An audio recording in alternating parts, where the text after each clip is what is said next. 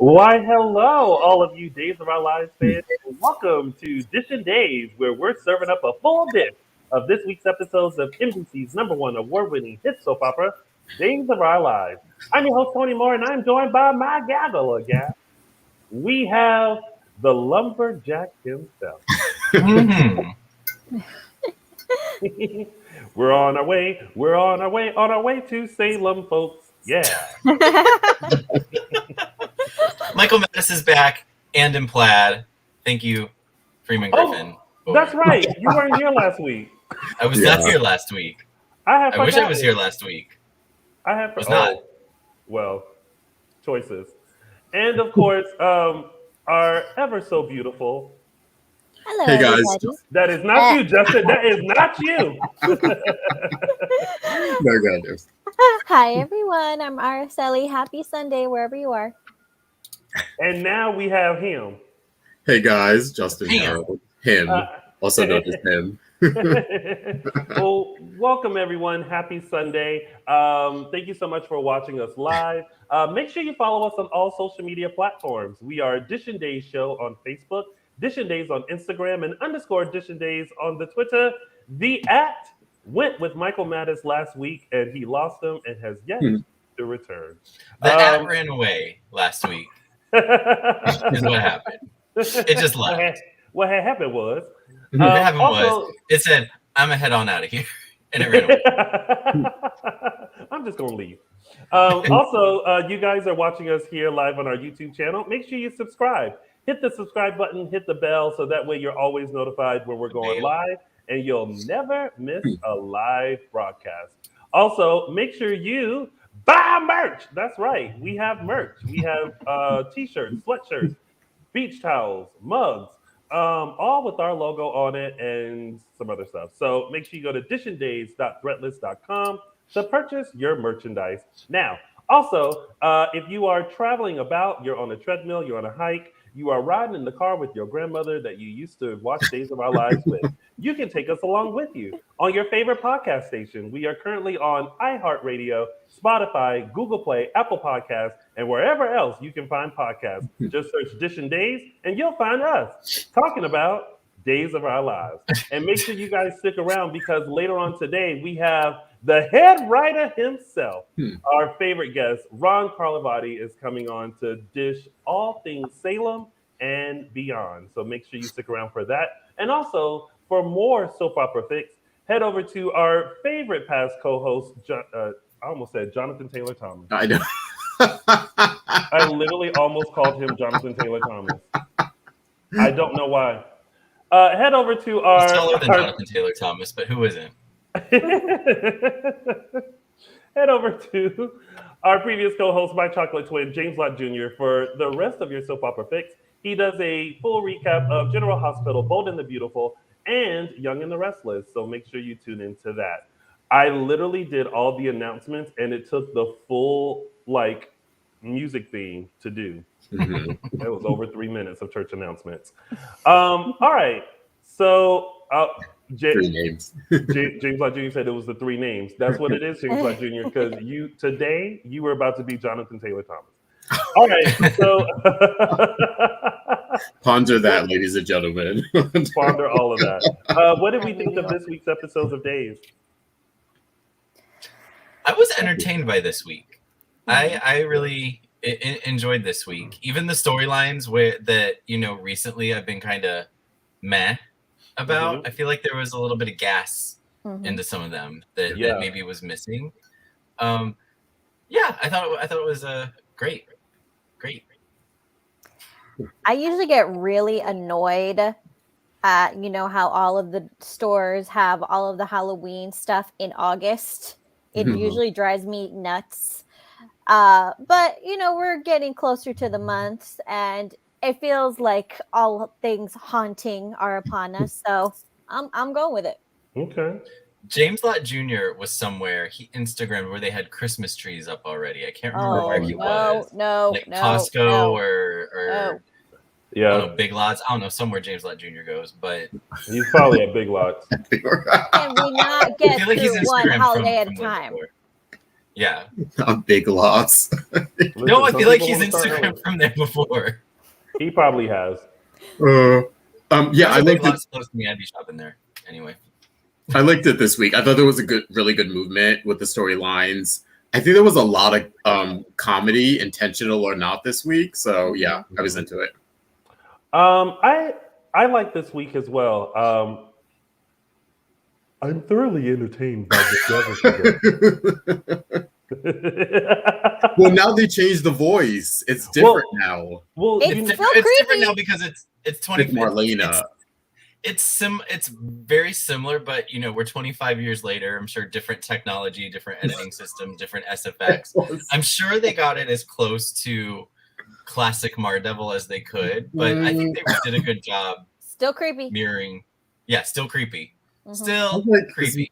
Marlena dragged me now. I've been doing the voiceover of the devil on Days of Our Lives. No, I was with you guys. I think what it is that they just say their lines, and I think in post or something, they just tweak it. So that's why they sound like themselves. Yeah. Or could it have been me? When I remember back in the day when she would laugh and it would be like, it was much bigger, back then. The mother it would be like how the mother laughed in the Clumps, the Nutty Professor. Well, y'all, let's break it all down. It is now time to start Dishin Days. We were almost like, Justin, you were with me till you rolled your eyes and stopped. I gave up midway. I was.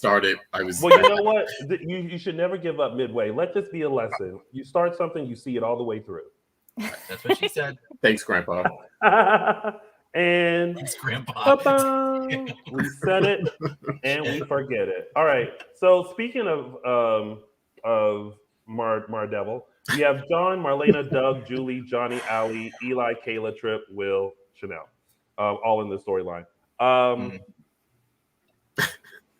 So let's start in the office with Marlena and Doug.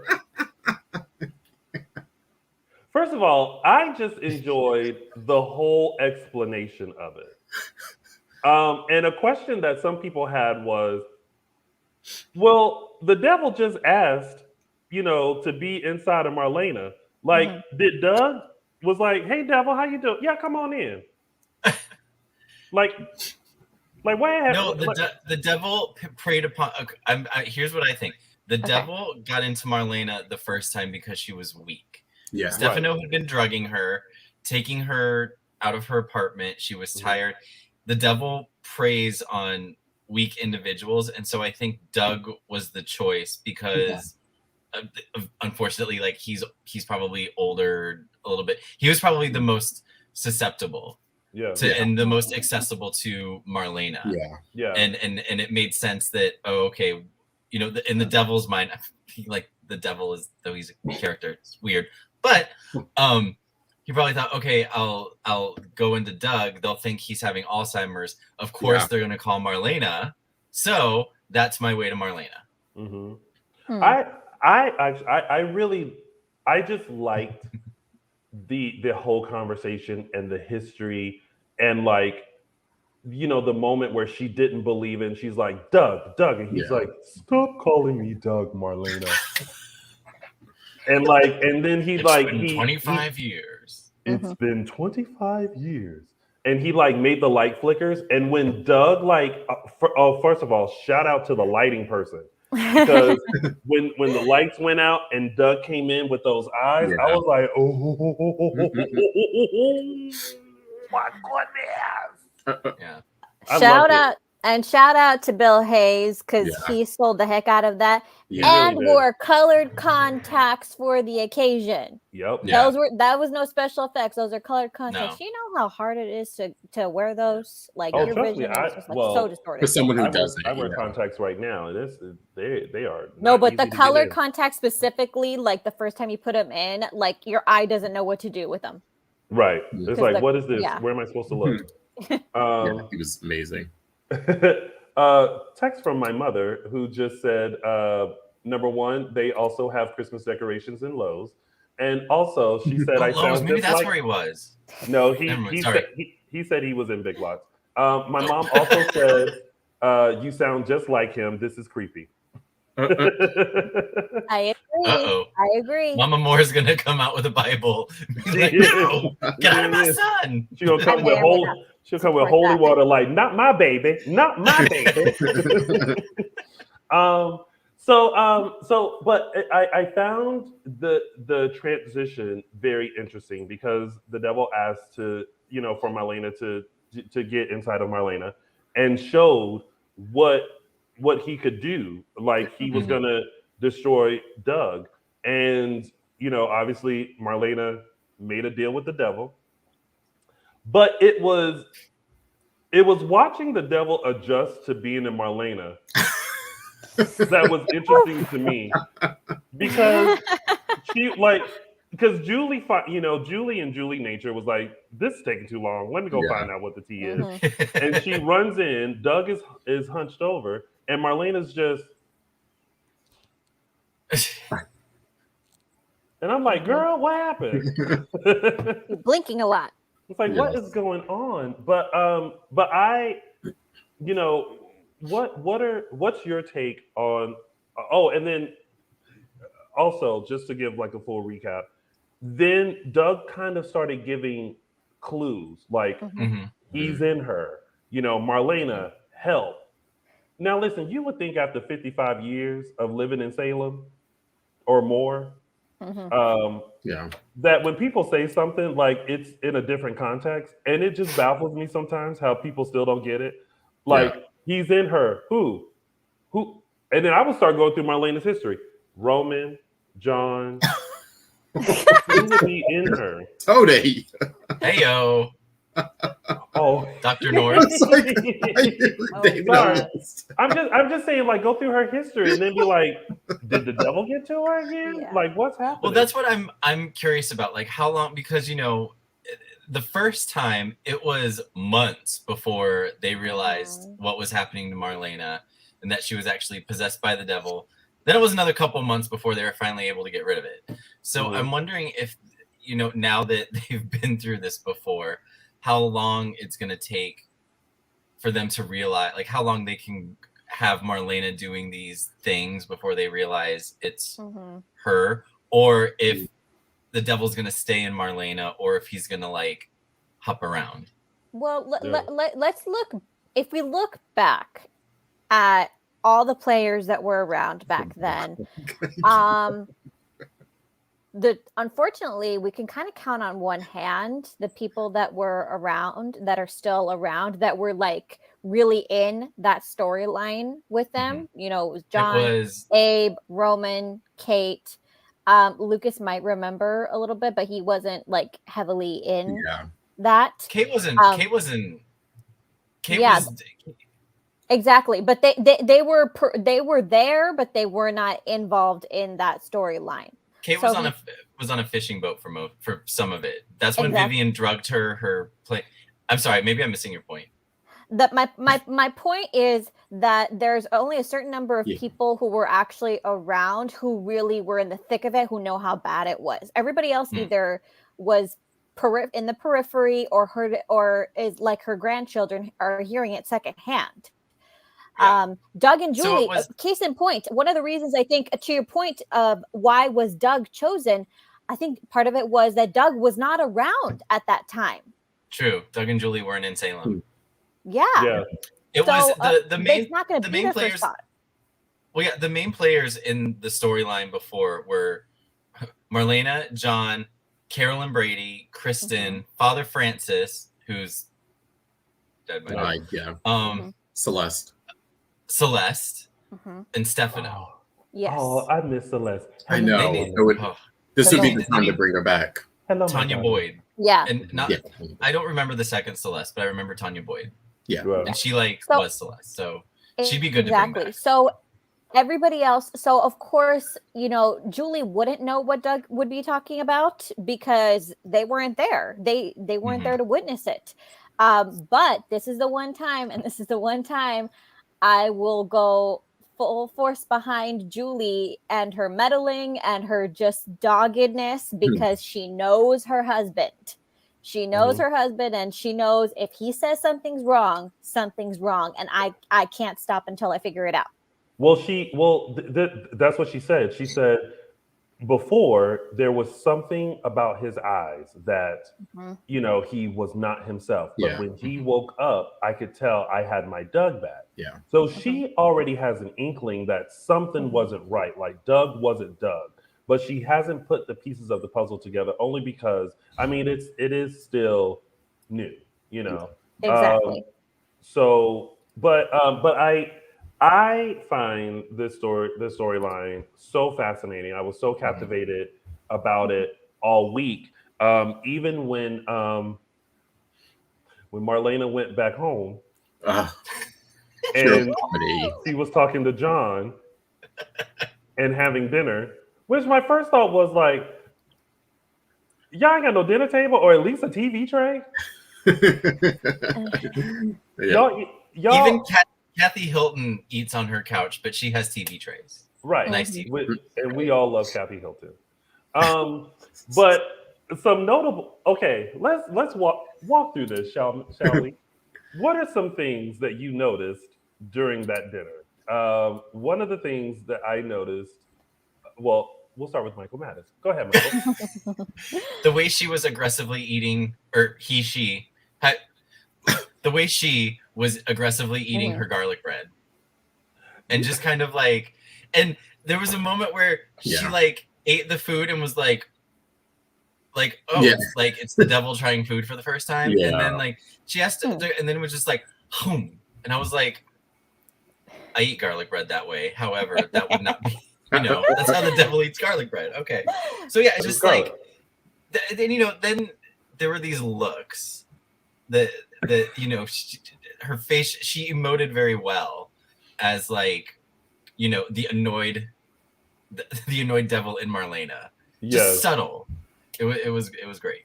Yeah. But definitely picked up on it. Like when the devil found out that John wasn't a priest, he was, and I can't remember what she said, but it was something so funny. She said could have fooled me or something like that. I think it was could have fooled me, or she said something as she was like wiping her mouth, and John was like, I'm sorry, what? And she was like, oh, and then said something. I don't know. What did you guys maybe we should be referring to him as they. They. Okay. Shall we do that? That makes sense. Yeah. They. What did you guys notice? I would imagine the devil does not. I would imagine the devil does not discriminate. As it is a being, very evil being, such and such, and yeah. So I mean, sorry, that that's was what just, it was. She said, "Could have fooled me." Yeah. That's what it was. Yeah. I mean, it was just. It was. If you were watching the screen and you didn't know what was going on, it was hilarious to watch Deidre Hall feeling up on herself the way she was before John walked in. But then the talk in the mirror. Yes, all up in there. But in context, it's just like, you're doing your job right if you're weirding me out. If I'm really adequately creeped out. Throughout this whole what you're saying is that I'm doing a great job. Well, and I like that they help.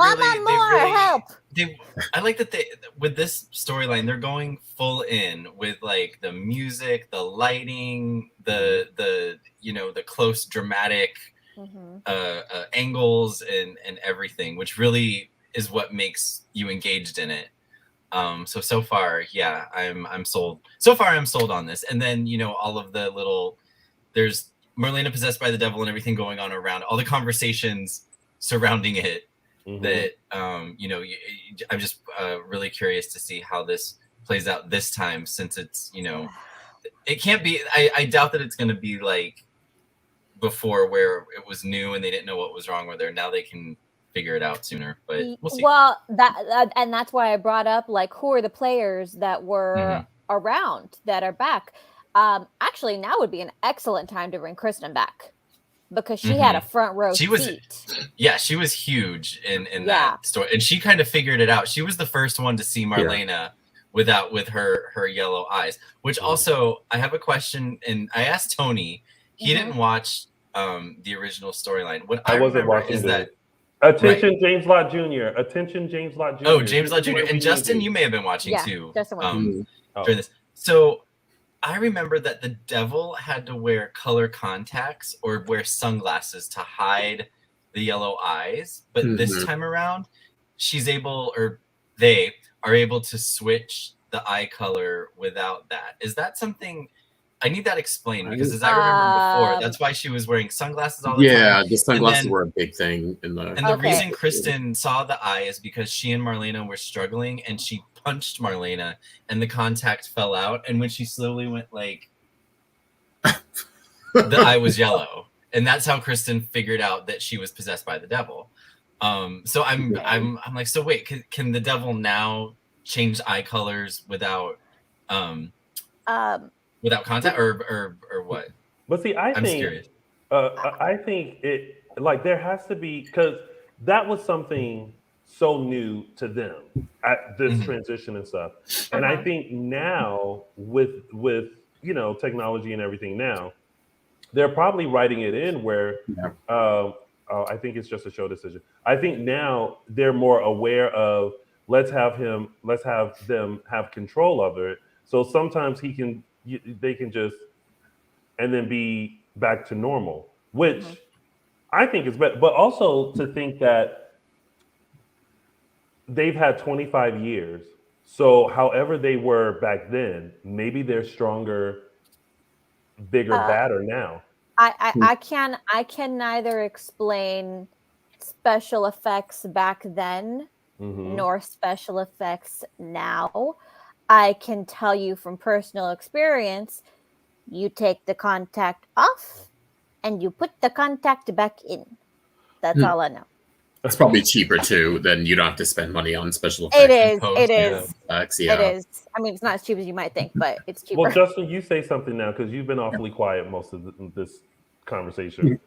Yeah, for me, it was the ad libs. It was the could have fooled me, and also she said something else. I think it was when John was talking about Johnny in the movie, and maybe her being front center. He said something about like, oh, the possession will be a big part of it. She also said something else there. Maybe someone in the chat room can let us know. I can't remember what it was, but it was those moments that just had me cracking up.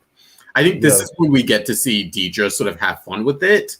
Other than that is when we see her sort of be Hattie, and we know how that sort of a balls to the wall sort of character. I think this is really a way for her to like loosen up a bit. I think for me, I was definitely getting not bored, but sort of like okay with the regular Marlena scenes of her being everyone's therapist and everyone's sort of go-to person. So for me, I'm enjoying seeing Deidre Hall in Marlena in this sort of environment, and just getting to be kind of funny and looser and her like I like that they're not.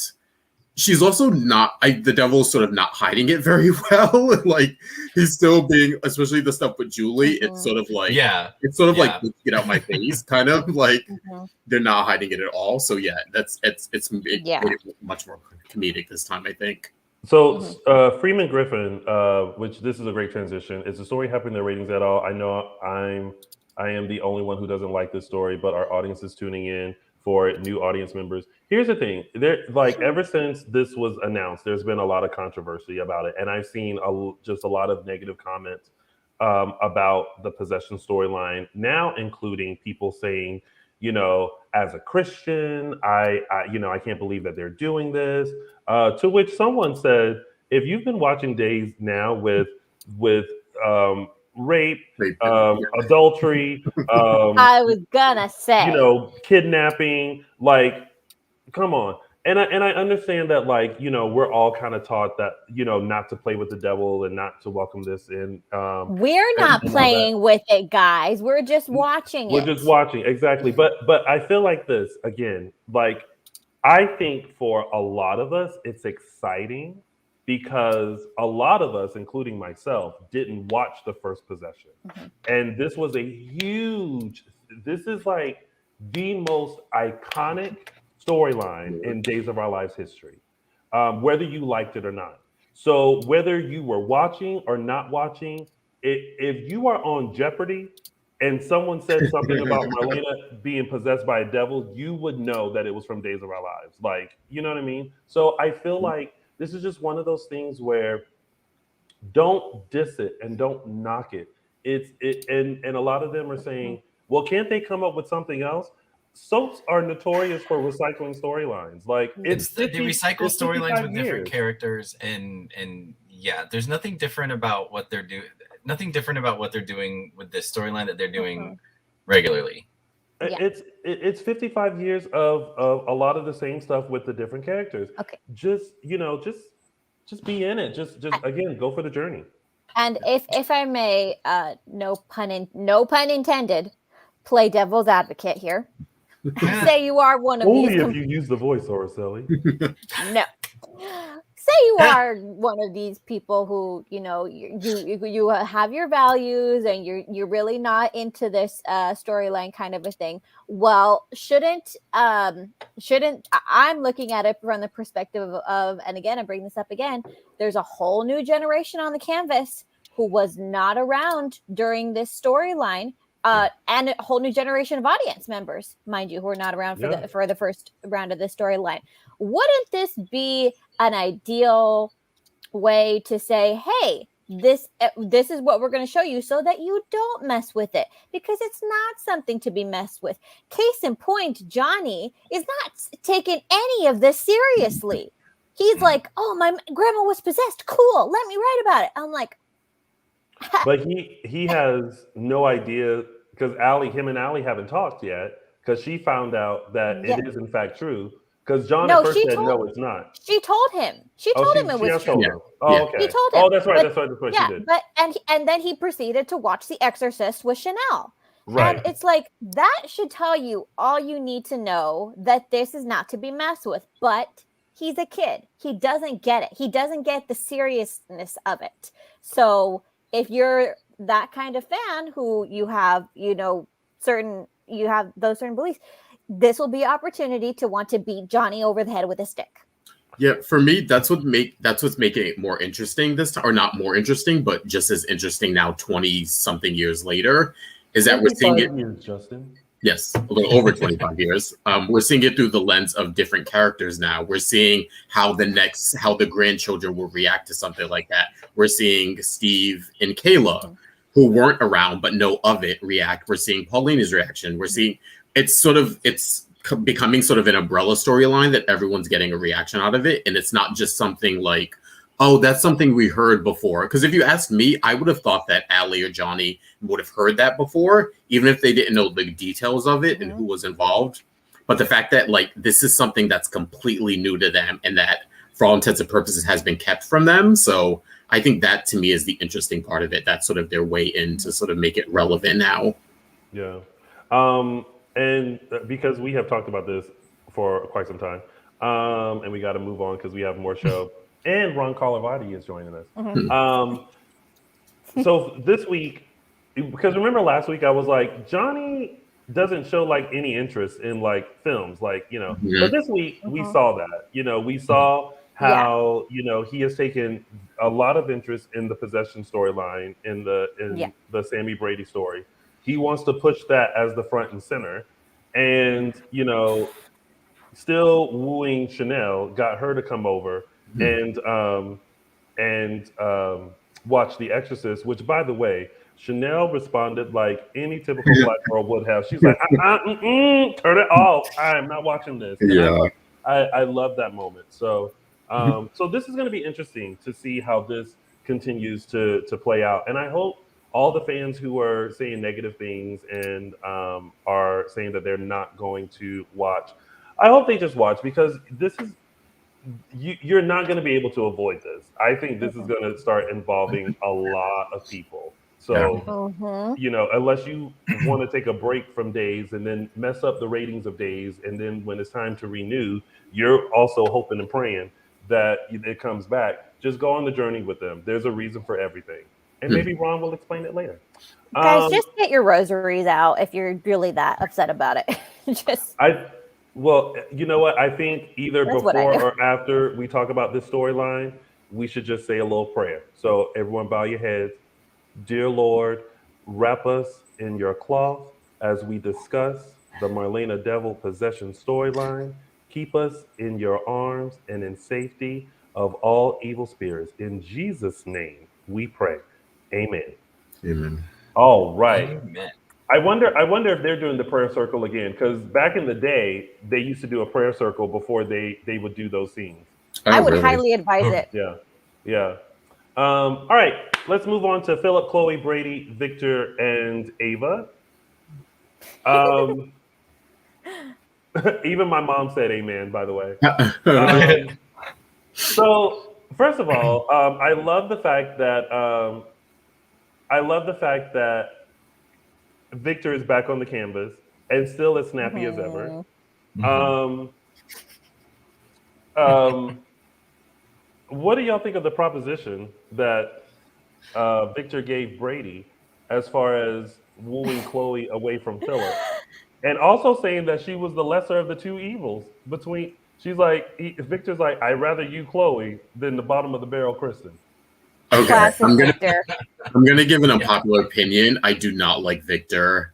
John Aniston's amazing and a treasure. I don't like Victor. I honestly don't think he's been that interesting. The last time he was interesting was when he was with Kate back in the 90s and they had that family unit. You mean to tell me you don't like his witty, snappy comments?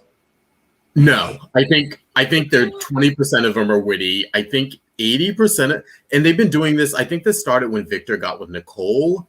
They sort of the misogyny is a little much. It's a little too much for me, and I think they've been recycling it now over and over and over. And I think we thought we were going to get a reprieve when he was with Maggie. That didn't work out. Look, he's a grumpy old man. He is not going to change. Grumpy old men get to a certain age and they don't change. And they get told off and challenged, and no one does that. They don't change. I'm sorry. They don't. They get to a certain age and you just stay stagnant. You don't care. No, you don't care. You and you know what? Truth be told, you reach that age and you're still kicking and you can still, have the ability to have a comeback. It's like, well, what the heck do I care? Am I going to have years of consequences for my actions? Probably not. And he has Maggie, and you know what? Maggie, but I get what you're saying, that Maggie kind of evens him out, and because she's not been on and he's not been on, it just works better when they're together. No. I do like that Chloe walked in and was kind of like, yeah, I'm interested in hearing what you have to say about that, Brady. And I'm glad that Brady wanted no part of it. To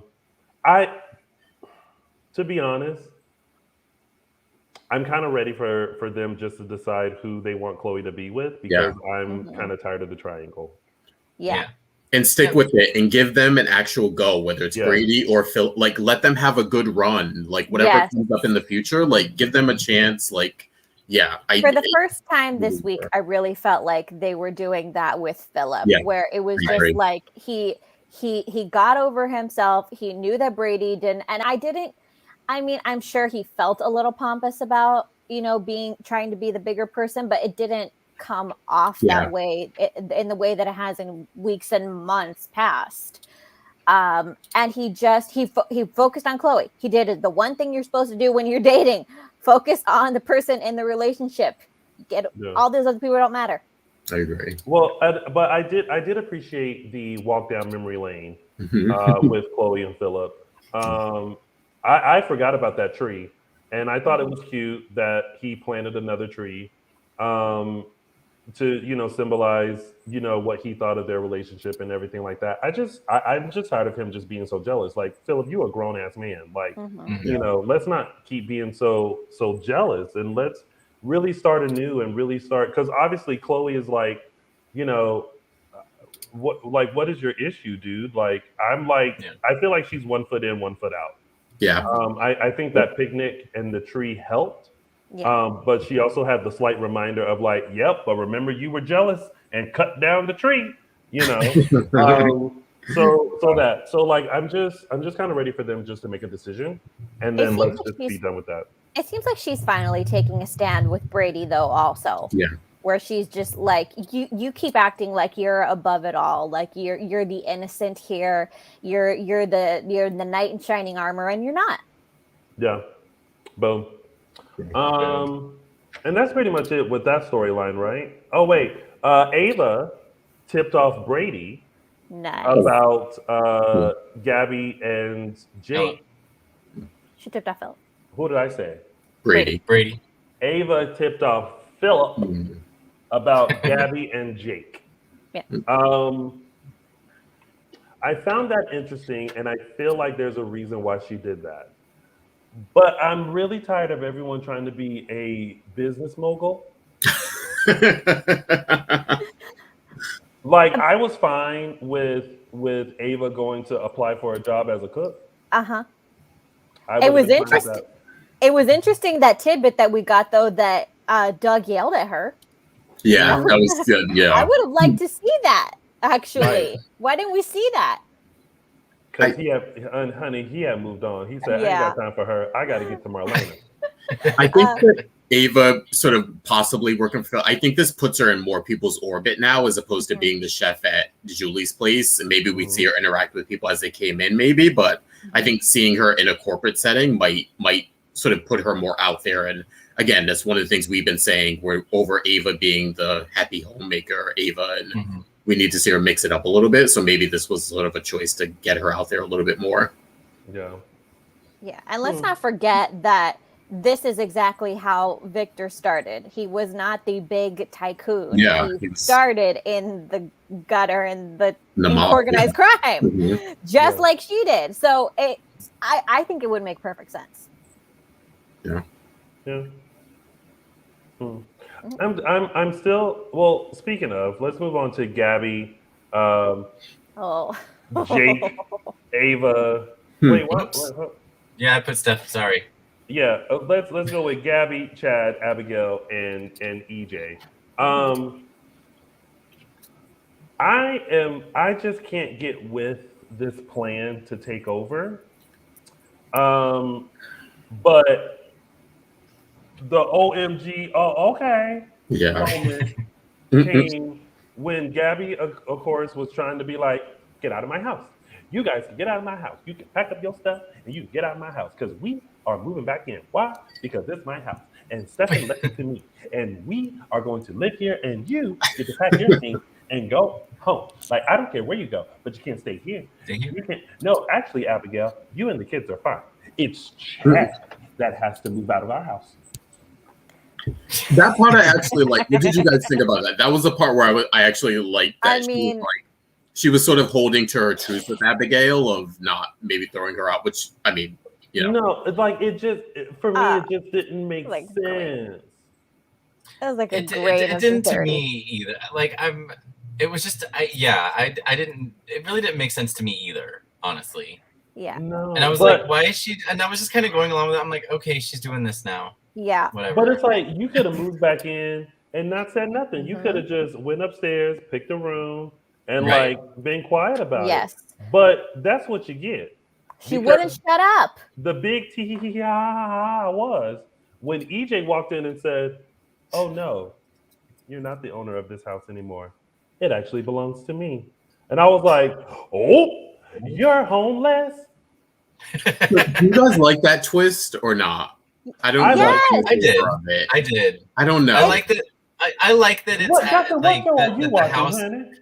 I like that the house isn't in Gabi's. Like, Gabi should never have had that house. No. Like, it's a DiMera house. Ridiculous. It should belong to a DiMera, and now it rightfully belongs to EJ, which I'm like, okay, 100% on board with. However, he made it happen. Bought a bank or whatever.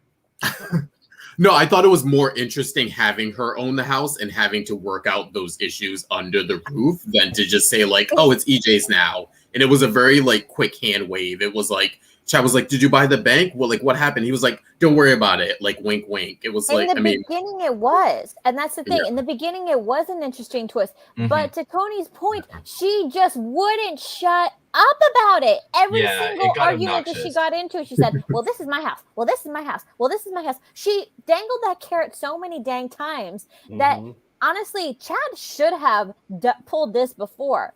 I don't know how he let that go on for so long. And thankfully, we have EJ back. And EJ was not about to be putting up with that for months and months and months on end. One thing you can say about EJ is he gets stuff done. He let her dangle that carrot one time and then was like, I'm just going to take care of this right now. I really think that what we are seeing is the true heir to Stefano's throne. Because Chad is not ruthless enough. He never wanted to be a true DiMera. He wanted to be a DiMera the way that he wanted to be a DiMera. I think what we are seeing is, you know, and Tony is he's not Andre. Yeah. So that leaves EJ to come in and really clear up all the mess. And we forget EJ is a lawyer. So like Chad probably wouldn't have known how to really get the house back and find a loophole and all this kind of stuff, but EJ did. So all we're doing is we're just watching EJ gain more power. He's the CEO of DiMera Enterprises. He's now the owner of the house. All he's doing is slowly gaining control. And Chad has picked up on it. Chad is like, what you doing? But I like the plot twist because I think it just wouldn't have made sense to have Gabi and Jake living in the house. But also, if y'all were looking at Abigail. Oh, yes. Abigail was like, I did not come back from Boston to deal with all this. Because at one point, I felt like what they were doing was when they shipped Abigail off to Boston, whatever storyline that was supposed to involve like a Chad Abigail kind of thing, they went like, let's just break it apart for a second. Yeah. And then they went, we're going to bring it all together. To where a lot of times, if you watch Abigail, she would look and she'd just be like, like she literally was pondering life. Like, what WTF? What am I doing? It was like that. It's like that episode of Friends where they kept moving apartments, and Joey's like, "I don't want to move again. This is crazy. It's hard. You know, locked isn't. It's hard." No, the kicker was Abigail. Yeah, no. No, the kicker was Abigail's face when EJ ordered her to like help unpack Chad's bags. Oh, that was the point where she was just like, "Who are you? Like, how dare you?" Yeah. And now every time they have a scene together, I'm always like, "Yeah, is that feelings for each other?" I forget. They're kind of good together. I think they have chemistry. I forget because it was so long ago and now it's different actors, so I don't associate them with that storyline, but I have to remind myself of that. Yeah, I'm not saying I want that, but the actors do have chemistry. Yeah. Listen, and then Abigail had a scene with Gwen. We haven't talked about that yet, though. Yeah, that's in Tidbits. So do we want to talk about it now? Oh, it is. No, sorry, my bad. I forgot I put it there. Michael Madison. Did you do the rundown? I did do the rundown. So how are you? A lot going on up here. All right. So before we get into Tidbits, and we'll just start with that one. Just a quick reminder: follow us on all social media platforms. It's all right there. Make sure you subscribe to us on YouTube. You're right here at it, and then buy the merch, honey. And stick around because we do have Ron coming in shortly. So now let's go into Tidbits. We'll start off with Gwen, Xander, and Abigail. Y'all. Abigail's apology to Gwen was so heartfelt and so sympathetic, empathetic feelings. She meant that with every fiber of her being. And I was like, if I were Gwen, I would have said, I lied about when I had the miscarriage. I know. I was like, this is your chance. This is your chance. I mean, Abigail's going to hate you, probably. But this is your chance to maybe confess in a way that it doesn't have like some kind of long, like just get it out, and she didn't do it. Yeah. Oh, it was so good. I will say, I thought Gwen was great too. With the, I see what you're saying, Tony, but I also saw a little bit of the restraint with Gwen too, or her sort of being on the edge of like kind of really wanting to. I felt like if she had maybe a little bit more of a push there, I think she would have probably confessed. But yeah. I just wish she didn't say that she was a prostitute. It's like, girl, we done been there and done that. Ask me. But an unfortunately believable lie. Oh my god. So and I find, did we ever ask this of each other? Are we on board with Gwen and Xander? We did ask this. We did early on. I like them more now than I did originally. Yeah. Actually, I think there's just a connection. I don't know if just because they both have accents. But I feel like there's something there. I think what it is, it's kind of like how I view Sammy and Lucas, where Lucas really knows Sammy, right? And I feel like Xander and Sarah were cute, but I feel like Xander had to tap into the softer side of Sears in order to be with Sarah. Whereas I feel like Gwen could appreciate both sides of him.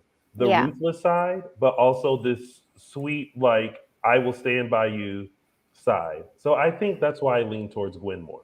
Yeah, there's something to someone in a relationship, two people in a relationship who just don't judge each other. That's really hard to find.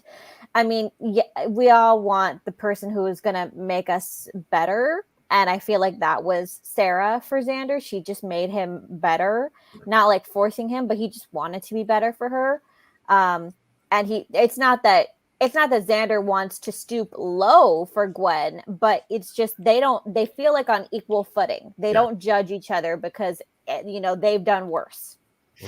Also, this week they played up the mother connection thing with with Gwen, and we've known this of Xander, and he hasn't said it to Gwen, but we know the sort of bad childhoods with mothers they have in common there. I kind of want to see them once they, settle into whatever. I kind of want to see them, like, I want to see their devious.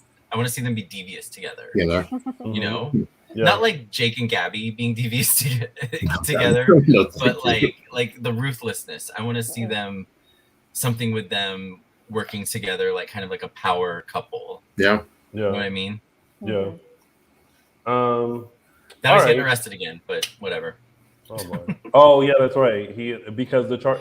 I don't know what it is about EJ and this $1 million, but somebody please give this man his $1 million. Didn't he buy a bank? Huh? He bought a bank. He just bought a bank. What the heck is he harping on this $1 million? I don't know what is. There's something we don't know that it'll be made apparent eventually. There has to be. I hope so. Because like poor Xander thought and just after he made love, poor Gwen is sitting up in the bed still, and here come Ray talking about you're under arrest. Let me get some clothes out. All right, did we like the Jack aspect of it though?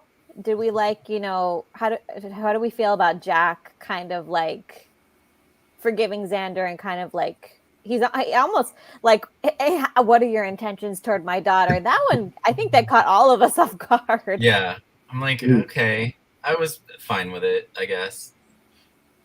Didn't love it, didn't hate it. I mean, I just feel like that happened. I feel like poor Jack doesn't know Adam from Eve at this point. He's just going around, you're under suspicion. You're under suspicion. You're both under suspicion. Yeah. And he still doesn't have the right answer. That's just me. Yeah. It was cute. All right. Quickly moving on to our other tidbits. Lonnie, Paulina, Abe, Steve, Kayla. I love the fact that Lonnie and Abe, I'm sorry. Abe and Paulina got out of having dinner with John and Marlena, but ended up having dinner with Kayla. Yeah, right. So there's that. We already talked about Paulina finding out about Marlena and her thoughts on that. And Lonnie giving her the blessing of Abe this week. Yeah. I think it was just nice to see everybody together. Nothing too interesting there, but it was an interesting setup for what's to come because we're all on pins and needles waiting. This storyline. We're waiting. Well, now it's twofold. First, we were on pins and needles waiting for Paulina's secret to blow up, but now there's the added wrinkle of Marlena is not Marlena anymore. But the devil has access to all the things that Marlena knows. So what's the first thing that the devil wants to blow up? Cause trouble. And in a church, no less. I'm just thinking. Maybe. Do you think it will be that though?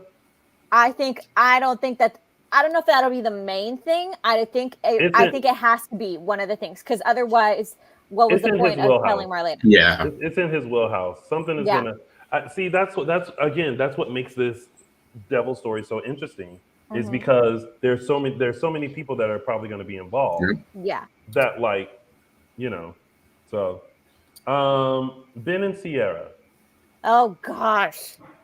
I didn't really pay what I don't know if I missed something, but I feel like all it is baby talk and also Ben's past. Yeah. And him being concerned of passing his mental illness to his child. Got it. Wrong. But that is not how it works. But that's his concern. Yeah. It may listen, I know that you're about to be Bill Nye the Science Guy right now, but we are all concerned. I mean, why do you think when we go to the doctor asks you, is there any history of high blood pressure? Because that can be passed down. Yeah, I mean it's a legitimate concern. Yeah. Yeah. High blood pressure is not mental health issues. And if they really want to go into the weeds of it, Ben's behavior, his psychopathy they determined pretty firmly that it was because of his upbringing. That was settled years ago. Okay, so we can get off that train. But the baby talk, I get that they're newlyweds, and it's nice to see them lovey-dovey, blah blah blah. Unless you're not a Sin fan, in which case I'm sorry for your fast forward button because it must be getting a workout these last few weeks. But why? Why does this need to happen right now? Get jobs. Get appointments. Listen, you saw how long it took them to get a big bed. Get a bed. They you did. don't need to get a California King. You just get a bed that fits two people. They did, because at first they were sleeping in a twin bed, but now I think they're all right. And to be honest, their storyline was meshed in between the devil storyline, and honestly, I was like paying attention to that more. Yeah, it wasn't much. Yeah. Not that I don't like Sin, because I know the Sin fans are gonna be like, well, you ain't talking about Sin. Me. I'm like, I was like Ben and Sierra, I get it. Y'all are y'all are kissing and hugging and all this kind of stuff. But I was more interested in the possession and how the devil was going to jump into Marlena and seeing the yellow eyes and all of that. Hey, I love Sin, but I don't need to see all of their honeymoon. Yeah. Bring them back to Salem and get them actually doing stuff other than making a baby, and then we'll talk. You know what? I had a moment when they started the episode and they were like New Orleans, Louisiana. I was like, they still there? Yeah, right. I had the exact same reaction. That's a long honeymoon. I had totally forgot that they were in New Orleans, and because it came up and I was like, who is in New Orleans? Like what? And I was like, oh, that's right. They are still there. None of them Beyonce love. Who is paying for this honeymoon? They are. Putting on their venture card, getting those points. Right. Okay. Roman and Kate. Are we here for the revisiting of Roman and Kate or no? Yes. I think so. I'm getting more used to it, yeah. They have more scenes. Yeah. I'm here for it. I think I said last week while I was here for it. Mm-hmm. So I think it's that. What did I say last week? It was like, Kate is such an independent woman, but to have a man that like will still like care for her and like, you know, it's like that good contrast. She'll still be able to be Kate, but and Roman knows, respects it, and I think he's a good counterpart for her. Yeah. Especially compared to, well, and they kind of went through it compared to list. The list. Yeah. All right. Well, y'all, that was your week of days. And now it's time for our favorite part of the show, which are our segments. And we're going to start with mine. Oh, gosh. I always do this and then I forget. Like, I'm also in challenge of the sound effect, which I think is gone. Yep, it is. So we're just going to start with mine, which is Tony's official 3 Snaps Award. Oh, snap. All right. So my 3 Snaps Award goes to Mardevil. Because in this moment, Marlena is the devil, and she realizes that she can't help Doug. Because if she does, Doug is dead. So for the devil actually having a heart for 2 seconds and only calling in the cold blue, Marlena, the devil, you get Tony's official 3 Snaps Award. Oh, snap. I literally laughed at that moment because I was like, you could tell like she's supposed to help, but like she's the devil now. So if she goes down there and tries to resuscitate, Doug's dead. Could not be bothered. Yeah. Hey Julie, you know what happened to Doug? Dead. No. Mardevil can't do anything. All right. This is me again, y'all. I'm. This is why I can't do technical stuff. It is now time for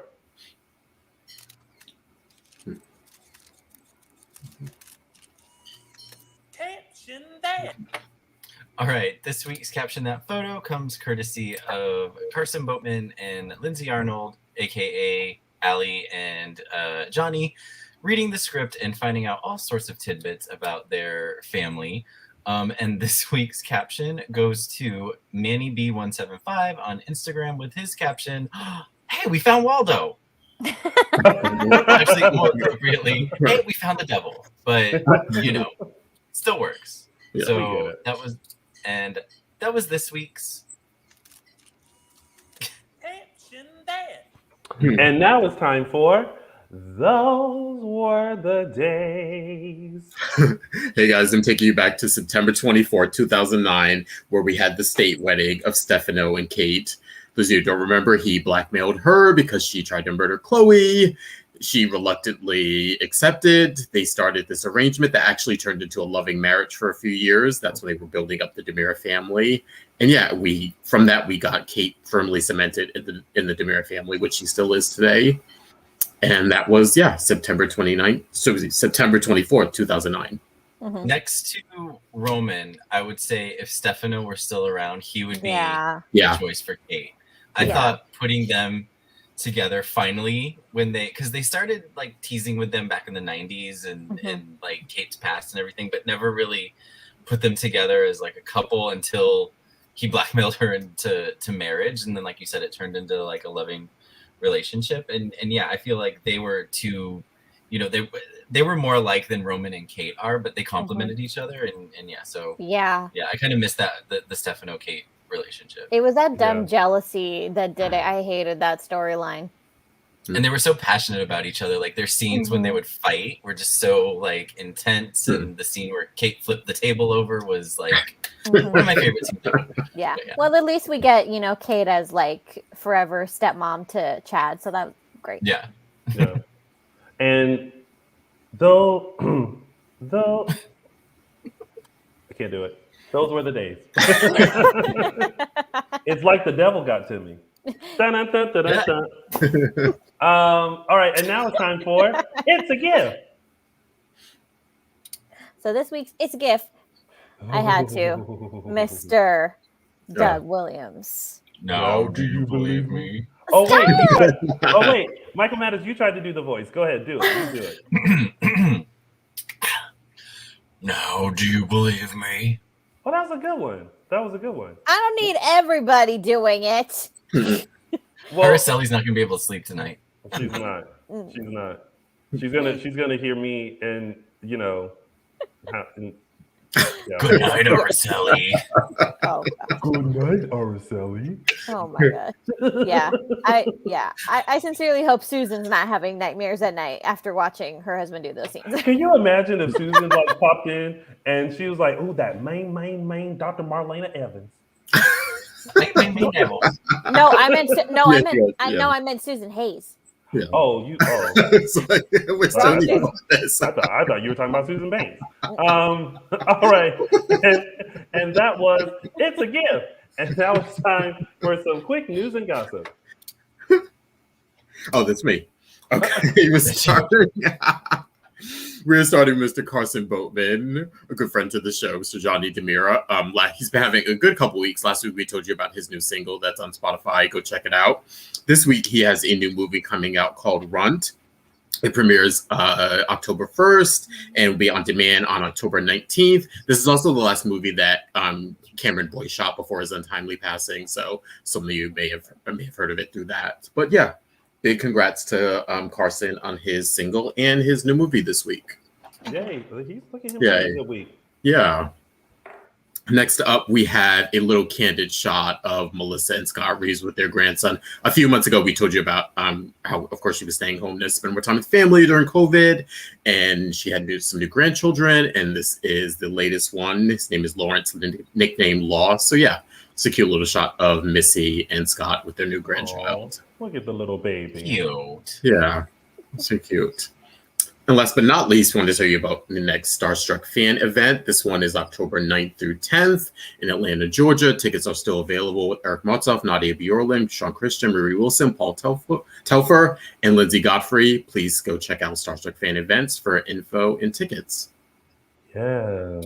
All right. Now, ladies and gentlemen, without further ado, we have our special guest joining us. He's no stranger to the show, he's no stranger to the show, and we are so excited to have him come on and talk all things Salem and beyond. Please help me welcome the head writer of Days of Our Lives, Mr. Ron Carlavati. Hey, Ron. Hey, Ron. How are you? When you said there was a special guest and I saw the dog pop up, I thought that. Ron was like, I've been bumped. Yeah. Ron, how has it been? How's everything going? Everything is good. Everything is very good. How are you guys? We're doing, listen, we have been... These last few weeks. Oh. Yeah.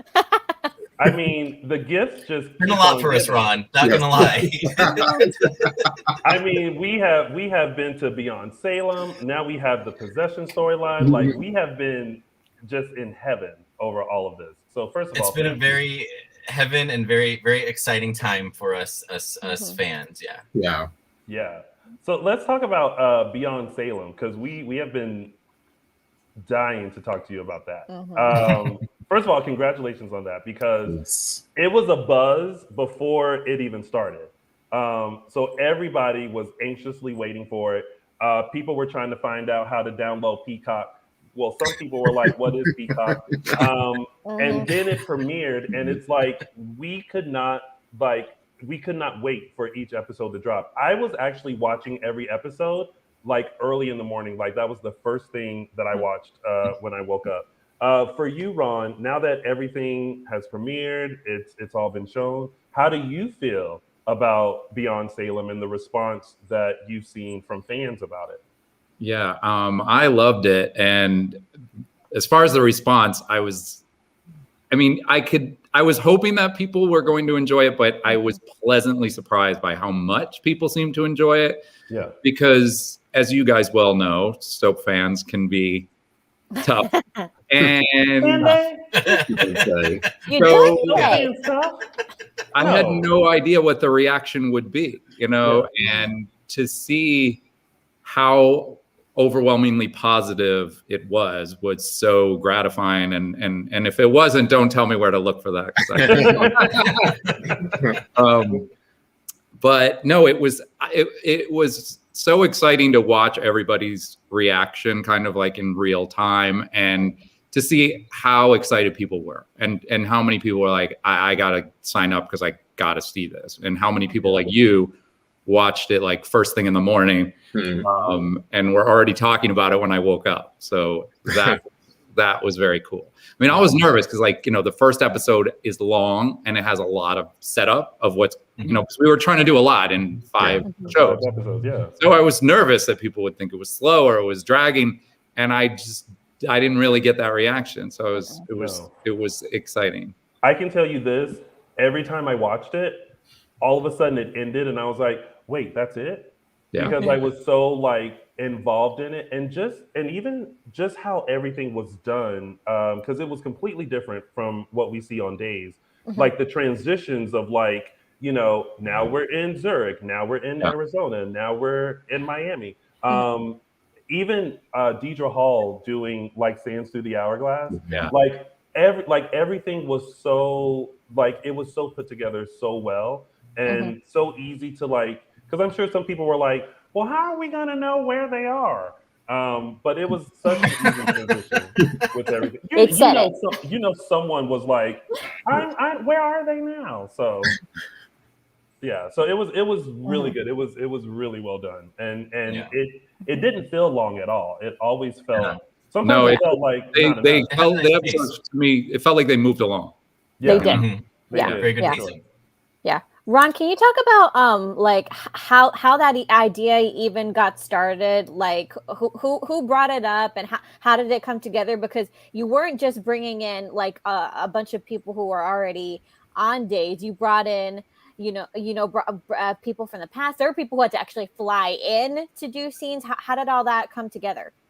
Yeah. Well, when NBC came to us.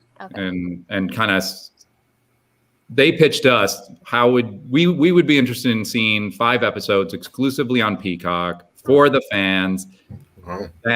And they were very clear about they wanted, you didn't need to see it to understand what's going on the regular show. They didn't want people to feel like that it's a bonus. It's something that adds to your enjoyment of the show. They didn't want it to feel like you had to see this. So, and our show was written, till probably Christmas when we wrote it.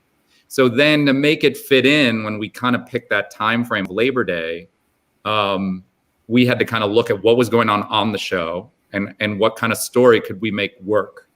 And it just so happened, like, Ben and Sarah had just left to go on their honeymoon, and we realized, we could play them somewhere else outside of Salem. And then I think John and Marlena just had not been on the show in a few episodes. We're like, they could be somewhere else. And then we started to think, well, where else can people be? And NBC encouraged us to use people from the past, and they said, it'd be fun to see people who you haven't seen in a while.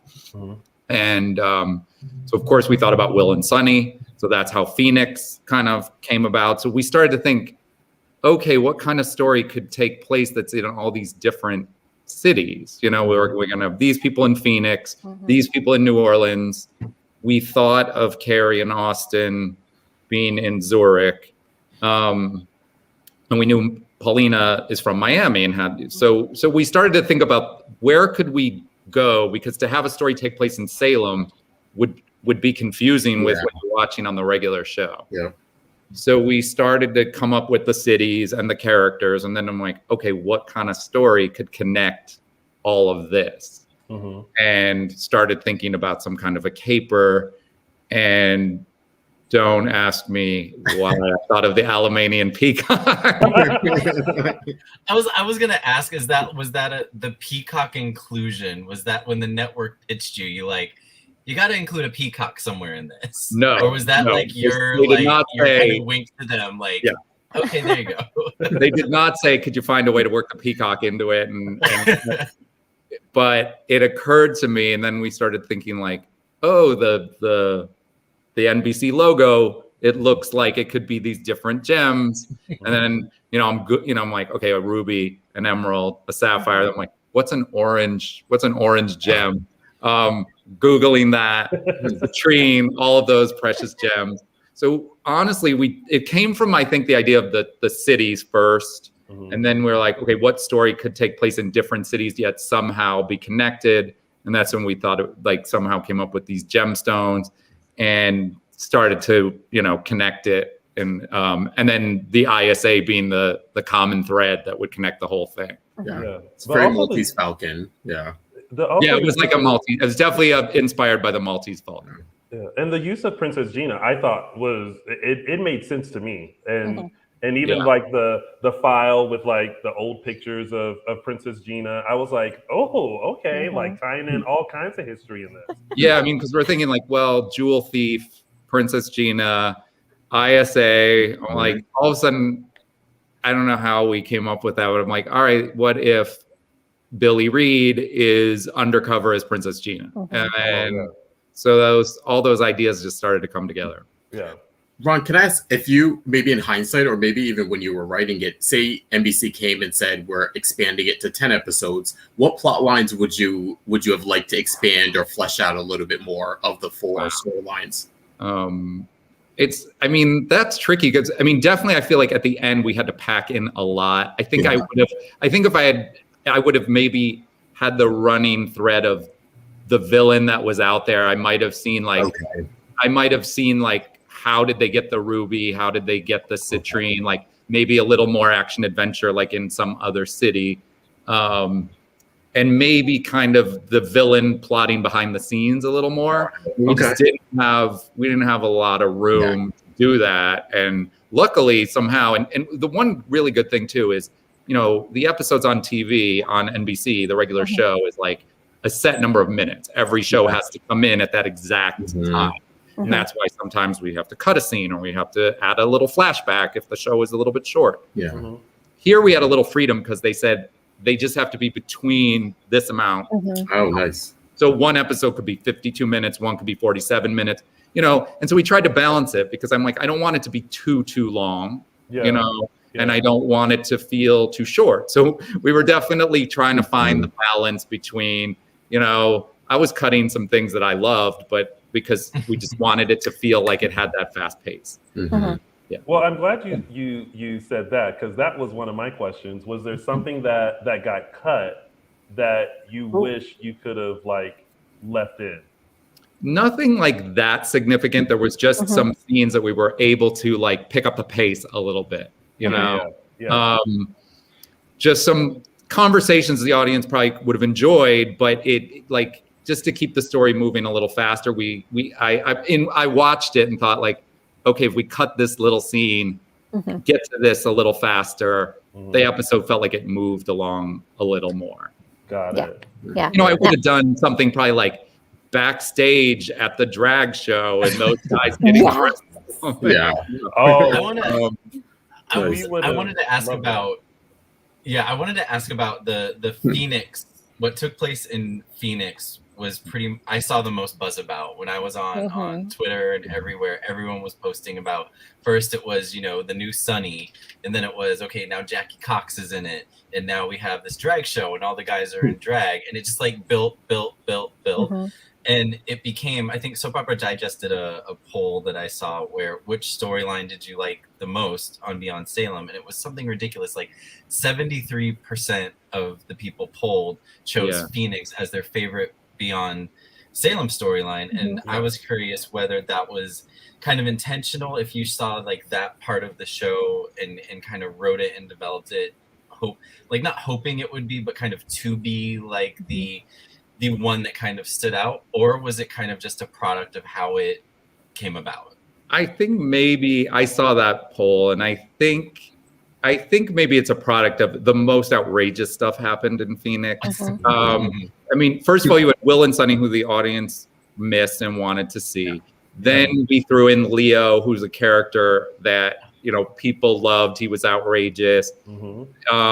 And then we got, a little cheeky, and we had 3 guys in a shower. So I think, I think that's maybe why. And Leo hitting on Chad, of course, and I think maybe that's why it got the most attention, because it was the most outrageous. Zurich had the old school warm, fuzzy feeling of seeing John and Marlena, Carrie, Austin, Roman, Tony all together.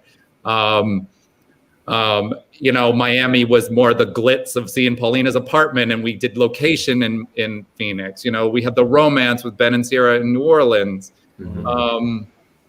But I think maybe Phoenix got that response because, who would have expected to see, Chad in a dress and a wig? Yeah. I enjoyed every minute of it. I know we loved it, of course, and the fans reacted pretty well to it. Was there any concern about those kind of crossing these boundaries that in daytime you probably couldn't normally cross at all, or not cross without getting, like you were talking about earlier, like the negative feedback? Where was Peacock or NBC? Did they tell you oh, feel free to push it a little bit, or were you guys just kind of okay, we're gonna try to push it a little bit further and see? Yeah. See what happens? They did say, they said you're not constrained by the same rules. You don't have to worry about language. You can these kind of things. I decided that I still wanted it to feel like Days of Our Lives, and yet just we kicked it up a notch. So we didn't have characters cursing, and which we could have probably done. I think it would have been too jarring, but we were able to look. None of those sex scenes were even that outrageous. You've seen things be just as sexy on the regular show. Yeah. But some of the double entendres, some of the lines that we let Leo say, we may not have gotten away with that. And then when we came up with the idea of the drag contest, I didn't know how that would go over. I mean, I didn't know how my bosses at Corday would feel. I don't know how NBC would feel. I don't know how, the actors were going to feel. So we just kind of wrote it, because I think when we pitched the whole story, I don't think drag show was part of the pitch. So we just kind of, that evolved as we were writing it. So when we turned in the episodes, that was in there. Yeah. And I got to say, no one said, I'm not sure about this at all. So that was great. And the actors were thrilled, and I think had more fun than they'd had in a super long time. I didn't hear Billy Flynn saying, I don't want to get in a dress and a wig. It was, more like, where do I sign? Yeah. Nice. I feel like this is Billy's moment, and he has been waiting for this for quite some time. Well, Billy was we put Chad and Abigail through so much angst, and I think being able to see Billy laughing and being part of something kind of funny, and it's funny because Leo hit on a lot of straight guys when he was in Salem. I don't think he really interacted with Chad very much, if at all. So it was fun to see that pairing, which I thought was kind of a great comedic pairing of Leo and Chad. Definitely. Yeah. I think by far that episode was everyone's favorite. I mean, I think still now people are still talking about it. I know I definitely had a good laugh and chuckle, and just beaming from ear to ear, just seeing because we had wanted a drag club in Salem for so long that to have it in Beyond Salem was good for us, and seeing all the queens and them getting dressed up and them having fun with it, and allowing Leo to be his cheeky gay self. I loved it. Even though he was banned from doing drag, which was very fitting. I was like, that's right. I'll give you one example. Ryan Kwan wrote that outline, which he wrote all the patter and the stuff that her name was Corey Blake, but played by Roxy Wood. Hilarious lines when the guys came out. It was the banter, the patter from the host was unbelievable. But he had said in the outline that he was banned because he had said it was an oversized dildo instead of it, and that was a network note. They said, could we change this line? And Ryan reluctantly changed it to an oversized cucumber. I will say, when I read it, I did kind of pause, and then I'm like, okay. I don't think we're allowed to do this.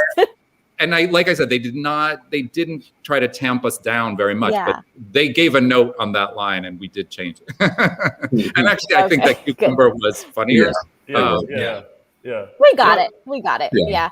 But with this, do you think that now, like with the main show, that they may allow you to push a little bit more and maybe have a little more freedom with things now that I think I will try, and we'll see how that goes over. And I will say that I think it helps that we had such a great response to the show. You know, you can point to it and say, "Hey, people loved this. Why don't we try it a little more here?" Yeah. Ron, I want to ask a lot of we had such a great response. I mean, we had a 2-hour show the following weekend. Boy, were we tired trying to recap everything after all was said and done. And a lot of our response was our audience wanted to see more. So since the network actually came to you with the suggestion, is there potential for us to do Beyond Salem on a regular basis? And somebody suggested maybe a holiday edition, like we go Beyond Salem for Christmas. Well, we had so much fun doing it. It was a lot of work. We had to sort of stop everything and like concentrate on this. But given that it was such a good response, and not only did the fans seem to really enjoy it, Peacock was very pleased, from what I understand, with the response that they got and people signing up to watch it. So we're definitely hopeful that they're going to ask us to do more. And of course, if we can make it work with our regular production schedule, we definitely, we're hopeful that we're going to do more. Yeah. Do you feel like I feel like, and I when I was watching the videos when the show got renewed, the show got renewed on my birthday, by the way, which I felt was like a 2-year renewal, and after years of like hearing, they're back in like 2009, you would hear NBC people saying like, oh, we don't see days going past this year. And then here we are in 2021 and you're getting renewed for 2 years. And then Peacock Network comes to you guys and says, hey, we're interested in, doing a 5. I feel like there's like a resurgence in just the network being interested in this show finally. And it feels I feel hopeful as a fan that like it's just going to maybe grow or bring new life to not only days but soap operas, and you being kind of at the front. Do you feel the same way or I've definitely felt, and I think you put you found that moment of the renewal. I think I did see not necessarily a big change, but I feel that the network is behind the show and maybe a little more than they ever were. And so we felt that support. The 2-year renewal was obviously a huge boost to us and to our, not just to our morale, but like we're not waiting on pins and needles every year to see if it gets renewed, but also that the show can plan. They can plan the budget. We can plan the story. So that was great. And then Peacock coming to us and saying, hey, we'd like 5 episodes of the show.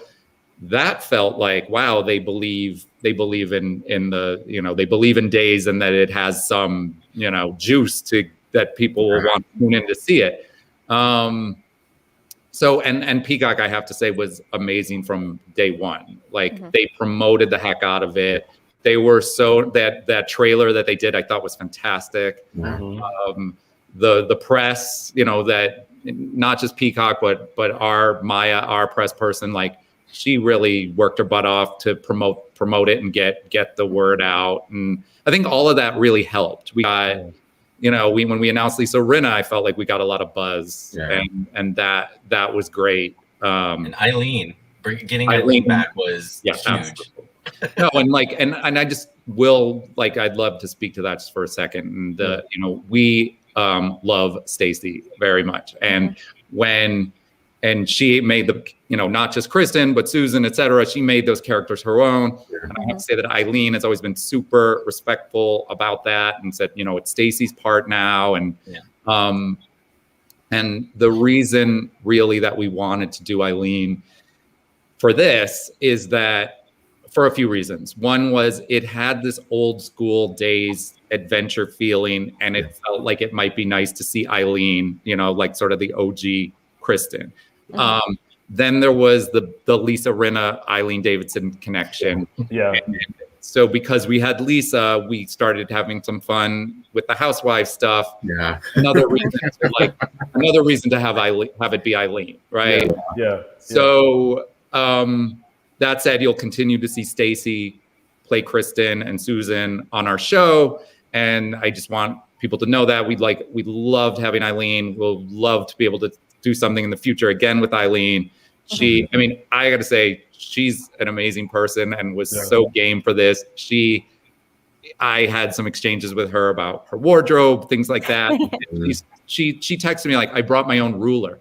So she was very invested in what, I mean, she's a real pro. And I mean, to see her in that same episode go from the hilarious Sister Mary Moira to this bombshell of Kristen at the end, I mean, it's like you can't believe it's the same person. Right. Exactly. In the iconic red dress. Yes, absolutely. Well. Yeah. We definitely wrote in the red dress.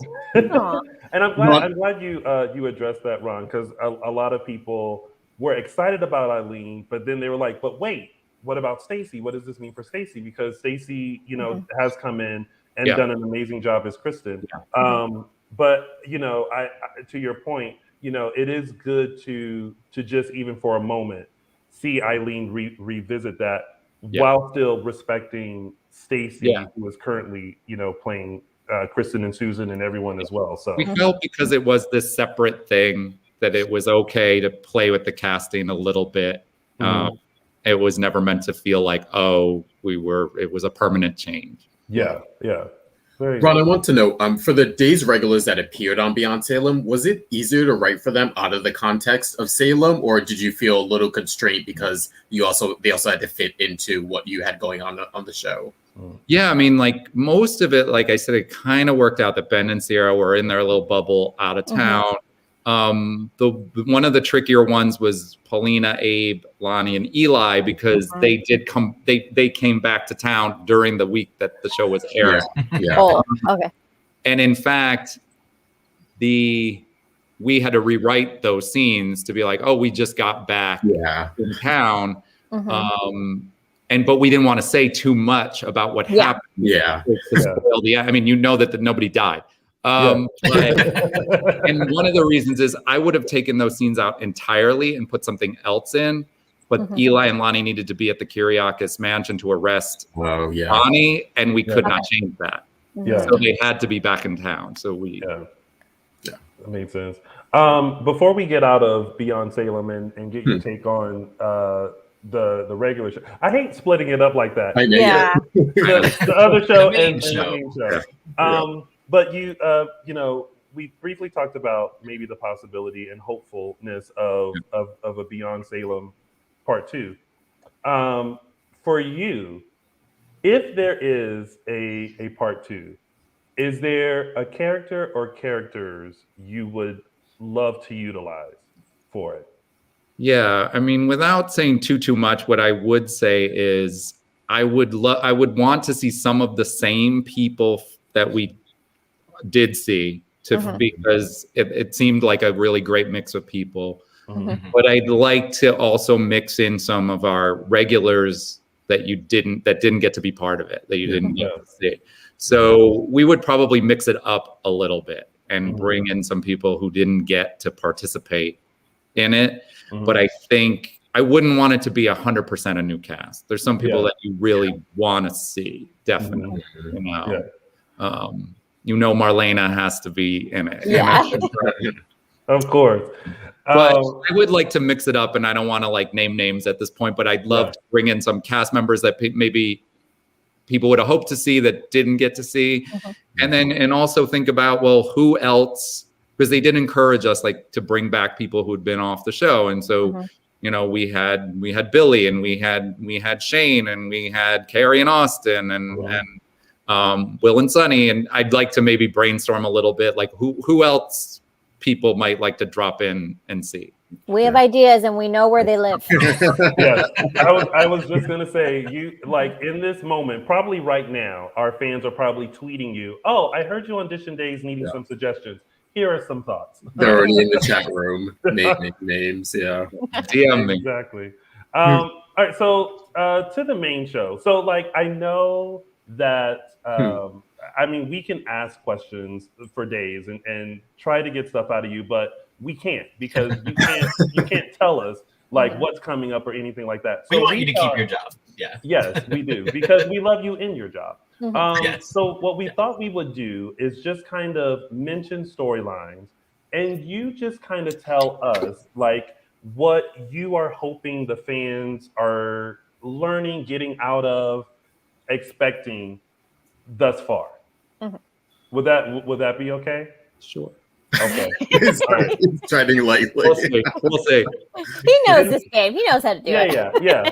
And then of course we may have a question or two, but I'm sure they're safe ones that you can answer. Because again, we're not trying to get in trouble and we don't want to get you in trouble. So we have the Allie, Trip, Chanel, and Johnny storyline. Yeah. Talk to us a little bit about your take on it and the thought process and what you want us to know at this point. Well, you know, that one is people seem to be like really enjoying that story. And, you know, we have this new Johnny who I think fit right in with everybody. And obviously we'd already set up a little attraction between Allie and Chanel. And now we bring Johnny in and they are dating. And I felt from the beginning it would be interesting to see brother and a sister who sort of like the same girl, and the fact that they're twins makes it even more interesting to me. Yeah. And then of course you throw in Trip to make it even more complicated, right? So what's gratifying to me is the response has been positive. I see a lot of positive response to Allie and Chanel. I see a lot of positive response to Johnny and Chanel. So. You know, it's tricky and we're really trying to build that Trip Allie romance as well, so that it's a really viable other prong over here, so that you that hopefully you have people who aren't sure who to root for, and obviously, so right now we're really trying to build the couples of Trip and Allie and Johnny and Chanel, but knowing that simmering under the surface is this little history between the two girls. Now, we actually thought there was going to be a throuple, and we were actually like kind of excited about an Allie, Chanel, Trip, polyamorous. Yeah, and you know, Trip and Chanel have like some chemistry too. So you'll have to kind of see where it goes, but Ron, for the throuple portion of that, was when that was coming together, was Johnny already in the mix, even though we didn't see him, or was it something you added afterward? When we did the Allie, Trip, Chanel, getting closer, getting closer, we did not. I don't know if we really had plans for Johnny. Moment. I think. I'm trying to remember if we were bringing Johnny in specifically because of his movie idea, or if we wanted to just. I think it partially was also to round out those younger characters. Yeah. Cool. And Johnny is one of the people I've been asking about a lot too. Yeah. He's a really great addition. Yeah. And the fact that there's so many like millennial things that are happening, like the thirst trap that happens, which and we like thoroughly text enjoyed. messages. Oh, we thoroughly enjoyed the thirst trap of it all, because I was like, who at Days knows about thirst traps? Like, that's supposed to be a secret among us people. Like we can't have grown folks knowing about thirst trapping. You better check your definition of grown folks, Tony. Well, listen, I understand that. Well, no, I like Tony's talking about how he and I aren't grown folks. Like, come on. Listen, Michael Madison and I have our own little secret, little cold things that we talk about. But like people like my mom, who's currently watching the show, is probably going to text me any moment and go, "What is this thirst trap you talking about? And are you doing it?" No, Mom, I'm not. Yes, I don't it have is. the Call me Mama Moore. I'll tell you. All right, so now take us through the Jake, Gabi, and Phillip storyline, because that has been very interesting to suddenly have Jake and Gabi kind of going after Phillip and the CEO position of Titan. Your take and thoughts? Like that first came about as this idea when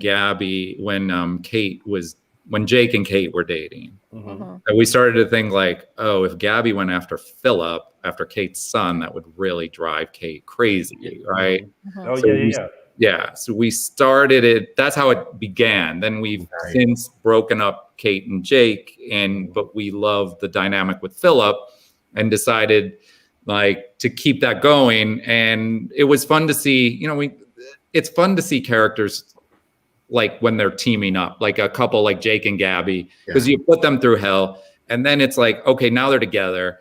Now let's see them scheming, trying to like, see if they could steal this company out from under Phillip. So it's sort of fun to see those two, but I wouldn't count Phillip out entirely because it's a matter of time till he's sort of onto them, and will he be able to kind of turn the tables there? Well, hopefully that Kyriakis, blood, brain, heart comes pounded in. Yeah, and we have Ava in the mix now, which is nice. Yeah, and that was another thing. Like because of Jake's past with the mob, we started to play around with connecting him to Ava. So we've like thrown Ava into the mix, which obviously will then pull Rafe and Gabi is his sister, and Ava's scheming a little bit with Phillip. So it'll get more complicated and pull some other people into the mix. Nice. I was rooting for her to be the cook at Doug's place. I know. I was like, this is very fitting. She cooks all those meals for Rafe at home. I know. We had her like looking around getting a job, and we're like, I think we could do a little better for Ava. Yeah. I will say a lot of us are very happy we're sort of done with Ava the homemaker, poor shit, Ava the homemaker. I gotta say we are, because it is something, we know she can do, and it was set up in the past. So like, we fall into it kind of easily. Oh, Ava's in the kitchen. She's bringing Rafe, made him eggplant parmesan for lunch. So, you want to be careful that she doesn't become such a domesticated character. But I will say, when we brought Ava on, I was hoping to she had been such a psycho in the past. And I was hoping to maybe see some other, some vulnerability from her and all of that. So it's a fine line. You don't want to like totally tame the character, but she doesn't have to be like an over the top villain either. Yeah. So now we get to this interesting storyline, which we all had thoughts on. The Bonnie, Callista, and Justin. I'll be honest, Ron. Yeah. There were moments where we were kind of like, huh? It's like and now the woman who played Callista, first of all, kudos to her, because she was amazing. Yeah. And at first when she came on, I was like, oh snap, it's Adrian. But then it was her, and I was like, oh. And then I was like, is this Bonnie's sister? Because they kind of looked alike and they acted alike. But then as the story progressed, we were kind of like, wait, huh? What happened? Like, where did this come from? Yeah, we just kind of felt like we missed something. So, and luckily we had the whole explanation that Bonnie gave us. But now we want to hear from you, Ron, like your take on the introduction of Callista and this whole storyline. Well, look, we the writers and we at the show love Justin and Bonnie, and wanted to give them a little storyline, and we'd been building their love story, and decided we wanted them to get married, and we thought like, well, what little complication can we give them as their wedding? And it's meant to be, kind of a lighthearted, fun story. So one day, just well before we ever did this story, I was like on the phone with Ryan Kwan, and you know, we get off on these tangents. We're writing and relate. Yeah, and like, don't know where it come from, but I say something like Callista Lockhart,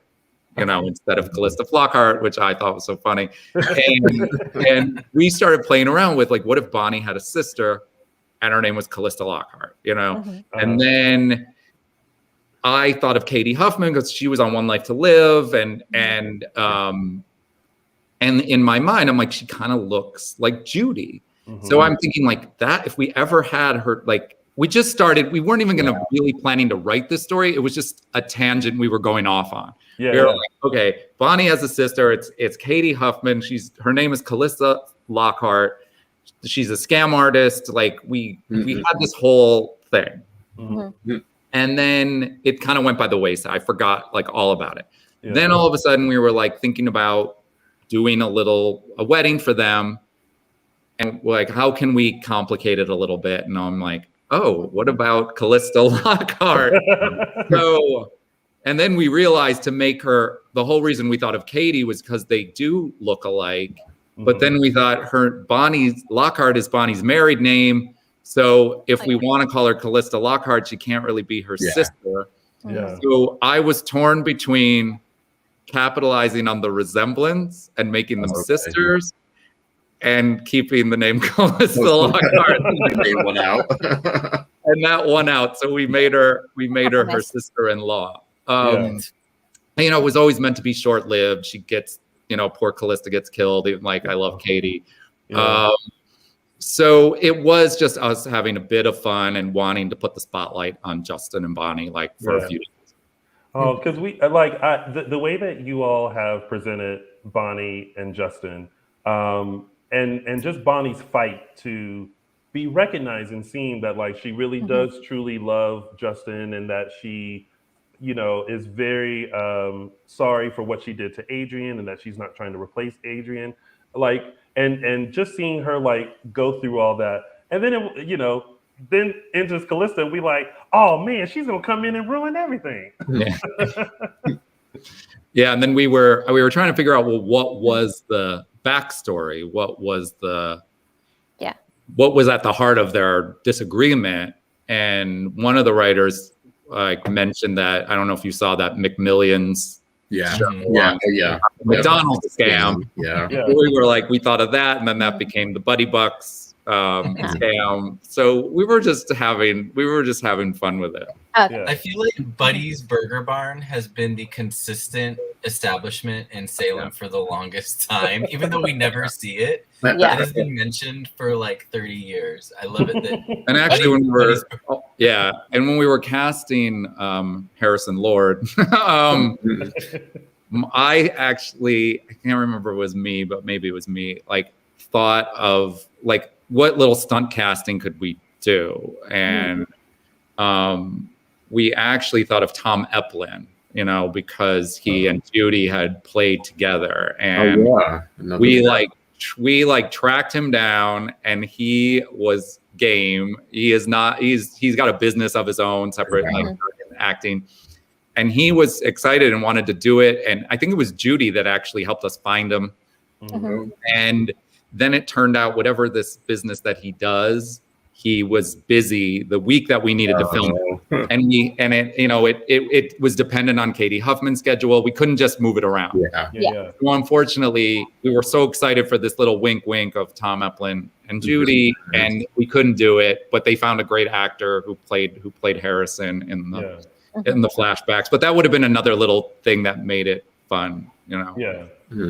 One of the things that we did love, we're seeing, we're loving sort of Steve and Kayla being sort of firmly pushed on Bonnie's side, which is a nice little sort of bonus to this sort of. Yeah, I mean, look, the thing is, she did do terrible things. She did a terrible, when we told that story, yes, it's fun because it's Judy and it was Hattie and Bonnie, but in reality, what Bonnie did to Adrian was horrific. So, you know, and then But after a while, it starts to feel like, because Judy is, her natural warmth comes out, and it's like no matter what terrible things Bonnie has done, it starts to feel a little bit like Steve and Kayla are like kicking a puppy, you know, like so they start to seem, you know, rigid and that unforgiving if they can't come around. So it was fun to take that little journey with Steve and Kayla. I mean, you know, Steve is loyal to his sister, but to see him be able to say, okay, I can forgive, and if you make Justin happy, I can get on board. Yeah. Now we're on to Ben and Sierra, who after like, you know, reuniting, you know, they are now like looking towards the future of a baby, possible baby, with some concerns, but your take on them and where they've been and where they're heading. Yeah, so, you know, as you guys being insiders know, that we had issues in the past with Victoria's availability, and she had left the show, and that's why we blew her up and killed her and all of that. You know, tortured the Ben and Sierra fans, but, you know, it wasn't completely our decision. So, you know, we have just continued to try to work with Victoria so that we could keep the Ben and Sierra like love story alive. And I see comments like, "Oh, just recast her." I would rather not do that, because we have magic with these two actors, and I think as long as we can make it work, then it's going to be Rob and Victoria. Okay. You know, in the future, that could, down the road somewhere, that could change. But for now, what we choose to do is work with Victoria as much as we can to see Ben and Sierra. So what you're witnessing now a little bit is like she'd come back for the characters to reunite, and you know, we're always cautious to not write them so interwoven with everybody else that if all of a sudden we don't have Victoria, it creates a big complicated mess on our end. Which is not to say we're not going to involve them with other characters. We are, but sometimes it's nice to sort of keep their love story just humming along right now. And so, you know, that's why we kept, you know, we took them off on their honeymoon. I mean, I heard you guys talking about their extended honeymoon. The part of it is we didn't know we were going to be doing Beyond Salem at that point. Oh, okay. We didn't know you were going to see 5 days in New Orleans. It was really like a camping trip, a visit to Oak Alley, and then they came back. So now it is definitely felt like a, you know, like a longer thing. They are living it up in New Orleans. And once we got them married, it did seem natural, because look, they've now been together on and off for a few years now, and it felt like, for me, what's the natural next step for this couple, and that would be to have a baby. You know, we've watched them struggle to get together all this time, finally have a wedding, they're married. I feel like the next step is to have a child. And so that's the story that we're telling now.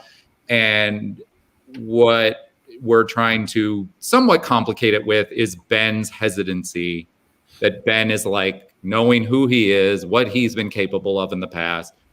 What if he passes on? That's his concern. Like, you know, that what if he passes on some kind of, you know, serial killer gene to his baby?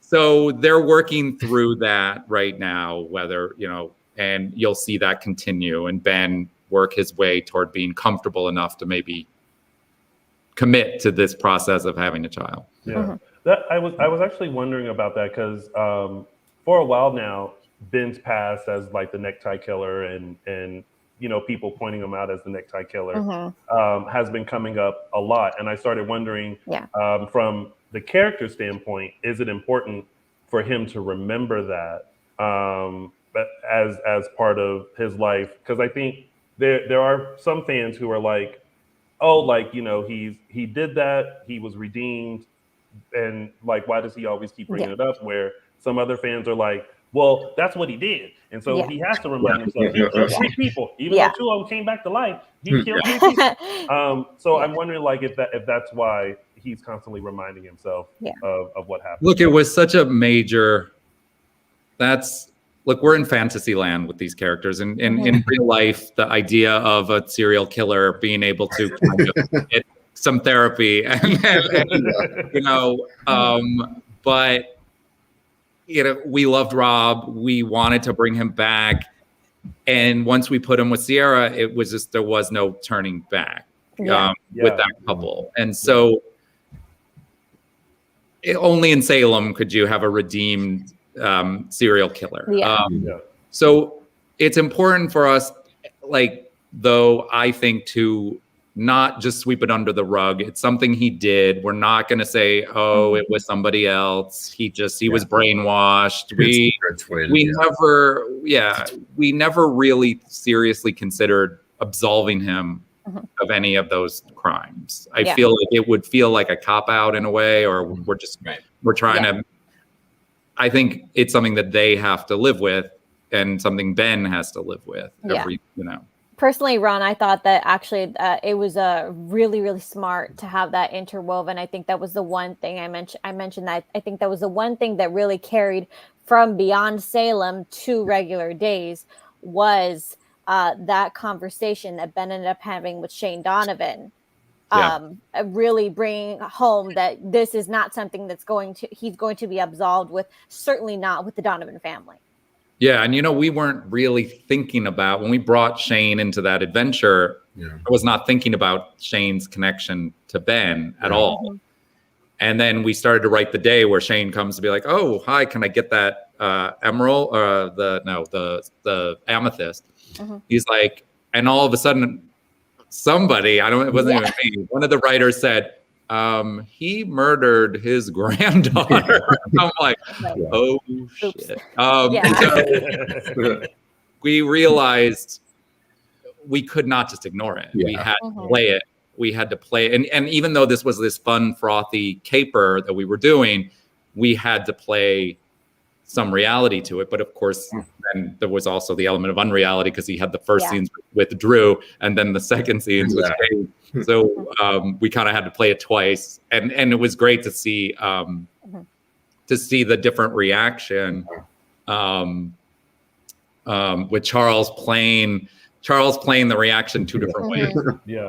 Yeah. It worked for both plot lines. For the Almain Peacock and for the Regular Days, and I feel like that was the one thing that, though maybe that wasn't the intention, it intentionally carried into what's going on with Ben and Sierra right now. Wait, going back to Beyond Salem, I forgot to ask, how did the sex party come about? Because that was because I was like Ben, when he realized where he was, I started looking around too, like, oh. So, Tony, that's just another night at Mickey's, though. I mean, but that is like, I mean, but Mickey's is very specific. This was also very specific. This sex party, there was something for everybody.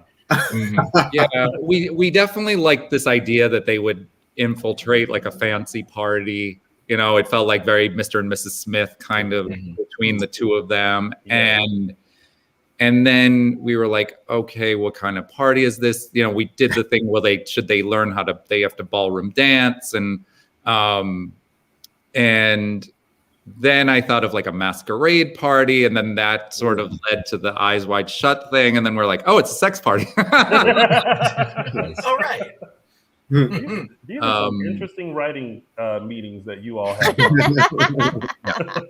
And then we got this idea of like, what if they, like, we were just trying to keep brainstorming like fun little things we could add to this. And we thought, well, what kind of real life soap couple could we make these two? Yeah.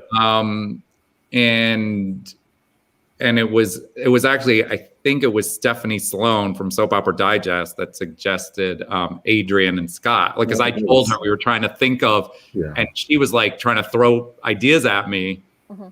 And she told me them, and I was like, oh, that sounds kind of perfect. Yeah. So we asked, and we weren't sure if they would want to do it. Look, it was only one episode.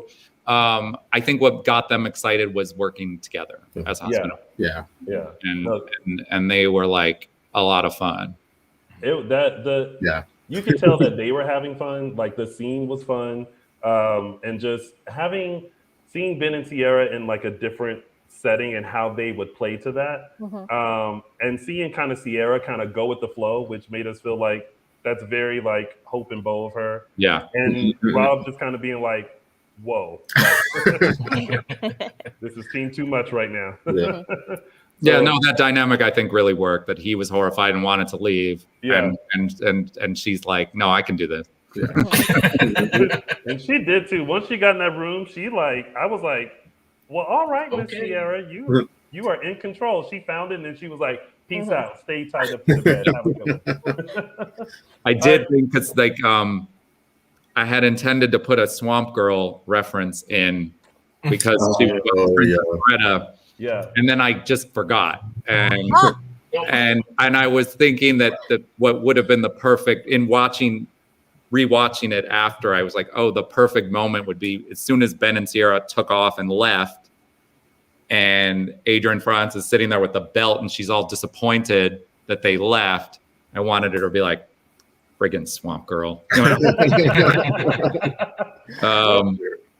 That would have been perfect. But I know. So but these things you think of, it's just like 1 minute too late, you know? Yeah. Yeah. But there were always so many nods to like history there. Like when we were talking about the virtual run that Princess Greta had to go through. And I had totally forgot about that. But it's always great how you interweave like history in there as well. Okay, so now back to Salem. We have a few more things. Couple more. Lonnie, Abe, Eli, and Paulina. This has been a very interesting storyline, especially with the addition of Jack A. Harry and like Marla Gibbs. First of all, before you get into thank you. For both of us. How is it for you to have this dream come true of having Jack A. Harry and then Marla Gibbs? I mean, unbelievable. I mean, I have always loved Jack A. And then I'm sure you guys know this, but like she had a couple years ago tweeted something about how Maggie looks like Bonnie Raitt. She was like live tweeting like the Grammys or something. And I was like, oh, she knows Days of Our Lives, you know? So, you know, a year or two later, we were looking for this character, and I'm like, what about Jack A? Not knowing if she would be interested, and luckily for us, she was, and is having fun and is great to play a little longer. So that's been great, you know. And then somebody from the network one day was like, "Do you think we could get Marla Gibbs? Like, wouldn't that be fun?" And I was like, "Yeah, that would be amazing." So they're like, "Well, let us look into it." Yeah. So they reached out and also I had to make, you know, ask Jack A, like, are you guys friends? like, you know, make, are you guys okay? Yeah, you never know. Yeah. They are now. There was some, they are. Yeah. So I don't know their full backstory, but she's like, we're friends now. Yeah. So Marla came, and then what I didn't know, or I don't think any of us knew, Albert, our producer, called me and is like, she's a huge Days of Our Lives fan. She got to the set. Marla got to the set and was like, "Where's Ben and Sierra?" And like, and she wanted to talk about the show. So we didn't know that before. That's right. But she's like very faithful and had a lot of comments about her. What she likes and doesn't like. Typical soap fan. I mean, here she was. I thought she was amazing. She knew her lines. Like I loved her character. And you're going to see that she does come back for Abe and Paulina's wedding. Yes.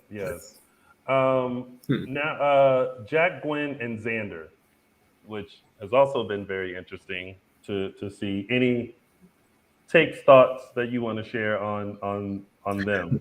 Well, it's pretty like fun because, you know, we built this odd friendship between Xander and Jack, and I really like it. But of course, though, it puts the characters a little bit at odds and creates some tension because of the history between Abigail and Gwen. So Jack is always like consistently sort of in the middle, you know, trying to be a friend to Xander or a father to Gwen, but yet not seem disloyal to Abigail or Jennifer. So we put Jack into a tricky position, which I think Matt kind of excels at being there and walking that line. Yeah, we were talking earlier, like for Xander, were we team Sarah or team Gwen? And I think we kind of all agreed that we're leaning more towards Gwen now because we feel like they may have a little bit more in common and kind of know each other a little bit better and can accept all sides. They can be their authentic selves together. Yeah. No, that was nice. When I thought of that pairing, I thought to myself that this will work. You have like two characters have done terrible things. They're both really good actors. And I felt like, that will be an interesting, I could see them not liking each other at first. And then they're sort of realizing they're kind of kindred spirits in a lot of ways. And it's a very different relationship than Xander and Sarah. Xander and Sarah was like opposites, that this very nice girl could like this very bad guy, And then this is more putting like, softened himself.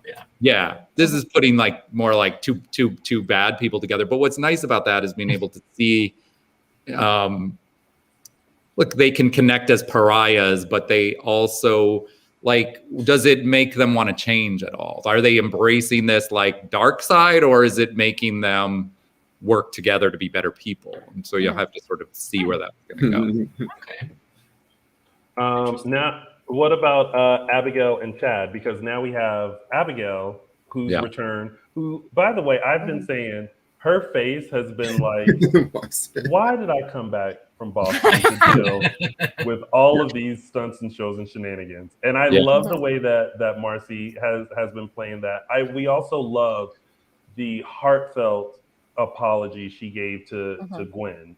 I mean, it was it was like amazing. And at the same time, I wanted Gwen to go, I'm so sorry, I actually lied about the miscarriage. You're like, this is your moment. No. This is the moment instead of the prostitute moment. But your take on what we look, we missed Marcy. She had a baby, and we had to write her out, and we so we did bring this story to a head with the fall down the stairs and Abigail choosing to leave town for a little while, knowing and just having that secret out there that and of course, now that she's back, we can ramp that back up again. And so to make it count for more and be a bigger deal when it comes out, we thought it was important that Abigail had done some soul searching and felt really horrible. And, it makes it even worse for Gwen, and will make it worse for Gwen when the truth comes out. I mean, we had fun making Abby go kind of dark for a while, which made sense. Like Gwen had run roughshod over her life, and we thought, let's have Abby really go after her. And like those scenes at the syringe where it was actually Gabi, that was people is like, you're going too far.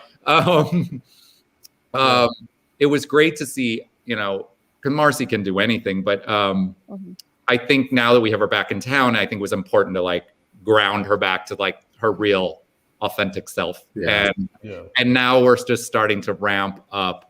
When is Abigail going to find out that Gwen actually lied about this entire thing? Oh my God, that's another one we're on. We're sitting on pins and needles for two blow-ups. One, Paulina telling Lonnie that she's her mother. And then two, Gwen finally admitting that, she had the miscarriage before she took a tumble down the stairs. Which I'm glad she survived, because not many people survive a tumble down the stairs. And Salem?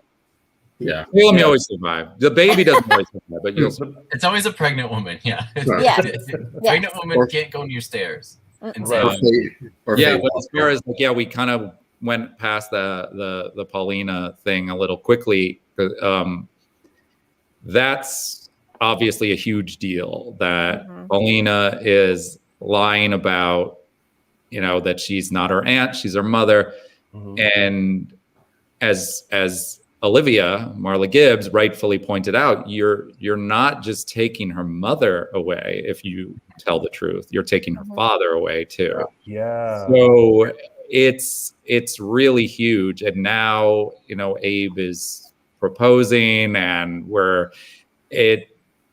can Paulina go all the way to the altar without telling everybody the truth? So that's strap in for that, because Sweeps. yeah. My heart is like palpitating. It's beating so like I don't. It's, you know, anytime there's a wedding at Days, I get very nervous because I'm like, something is going to happen. Someone could die. Some secret is going to expose. Someone's going to pop out of a curtain. I don't know. Weddings always make me nervous. I was about to say a sinner in church, but that was a different wedding. It was a different wedding. All right. We saved the best for last. Oh, what, you didn't talk about all the stories? There's one in particular Oh, we were done. that we're dying to talk about. And it just What is it, Tony? Well, do it. Tony, go do your you know, hold on. Do it. It's been 25 years, Marlena. Okay, it's safe now. Okay, it's safe to come back, Araceli. So the possession storyline, which I'm excited about because I missed Possession 1.0, so I'm glad I'm here for 2.0. How did that even come about? Like, I know up until this point, you've always told us conversations has happened, and then like you guys have thoughts, and then all of a sudden you land on it. But how did this conversation start to revisit the possession 25 years later? Actually, Albert and Ken came to me. Believe it or not, Albert and Ken came to me. Yeah. I was like, it seemed like things are just upside down here. You'd think I would be begging them to let me do the possession story. And, you know, when I got to the show, I thought, oh, I'm working at the show where Marlena was possessed by the devil. Like, when are we doing that? And you know, I would have come in and done it on the first, but maybe, you know, cooler heads prevailed. Maybe you want to get yourself established at this show before the devil comes back. So, I mean, we flirted with it, but went by the wayside, you know, played with it a little bit, like thought about doing it on Halloween. And a while ago, it really was Albert, who I think Albert and Ken had talked, and Albert called me and said, what would you think about revisiting the possession storyline? And I was like, you're like, yes. Where should I sign? Like, I have notes. Here you go.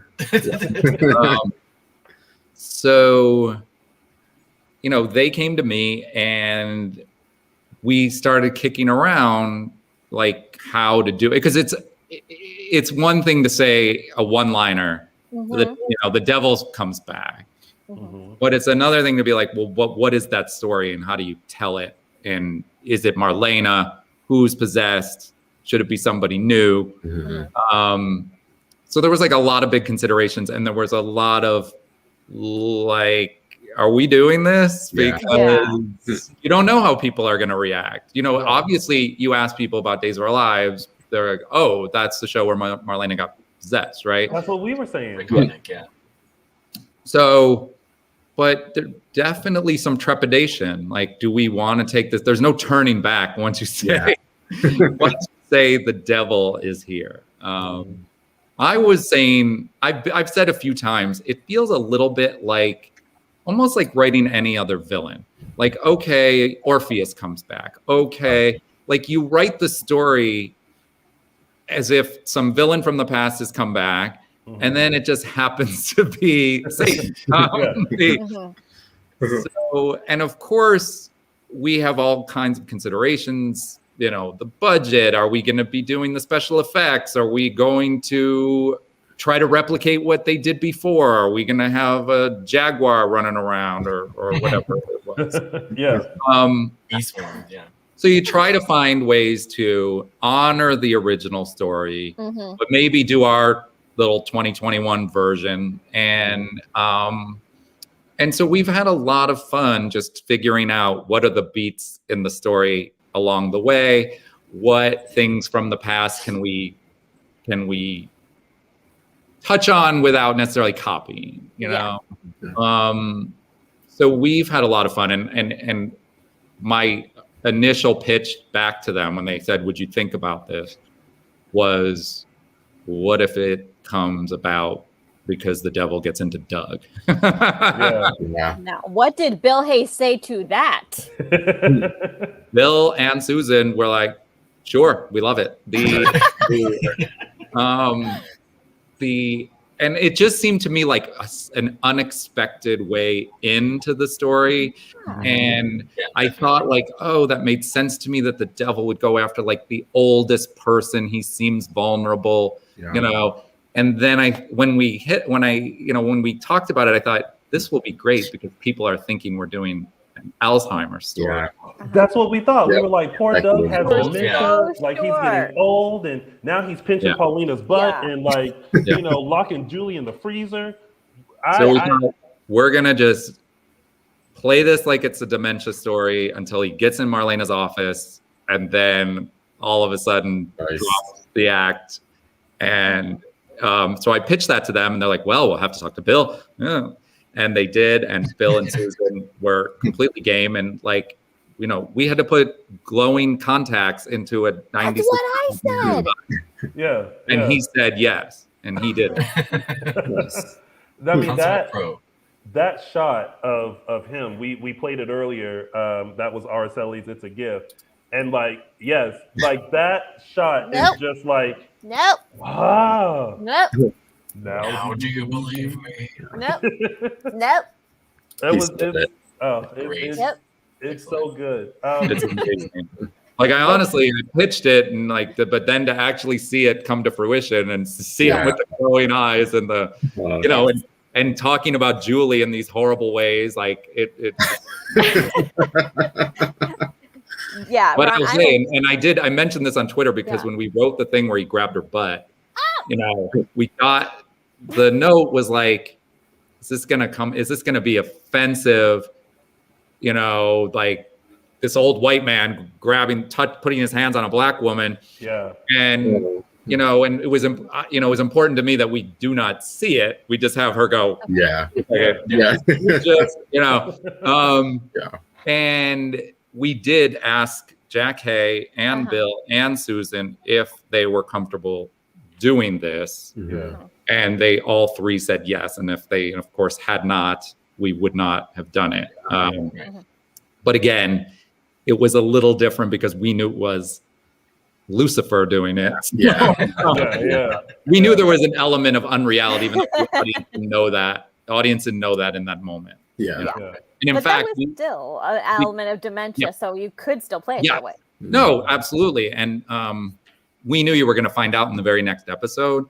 So I originally added this line when she turned around and said, hey, did you just do this? I had this line where he kind of shrugged his shoulders and said, the devil made me do it. And then at the last minute, we cut the line because I'm like, it's totally be too on the nose. That was a good call. Ron, for those, because I mean, I don't know if you pay attention to what soap fans say, but we obviously do. For those who are on the fence about the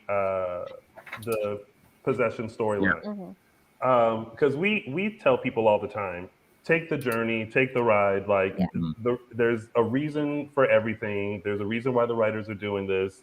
If you love the show and support the show, then do just that.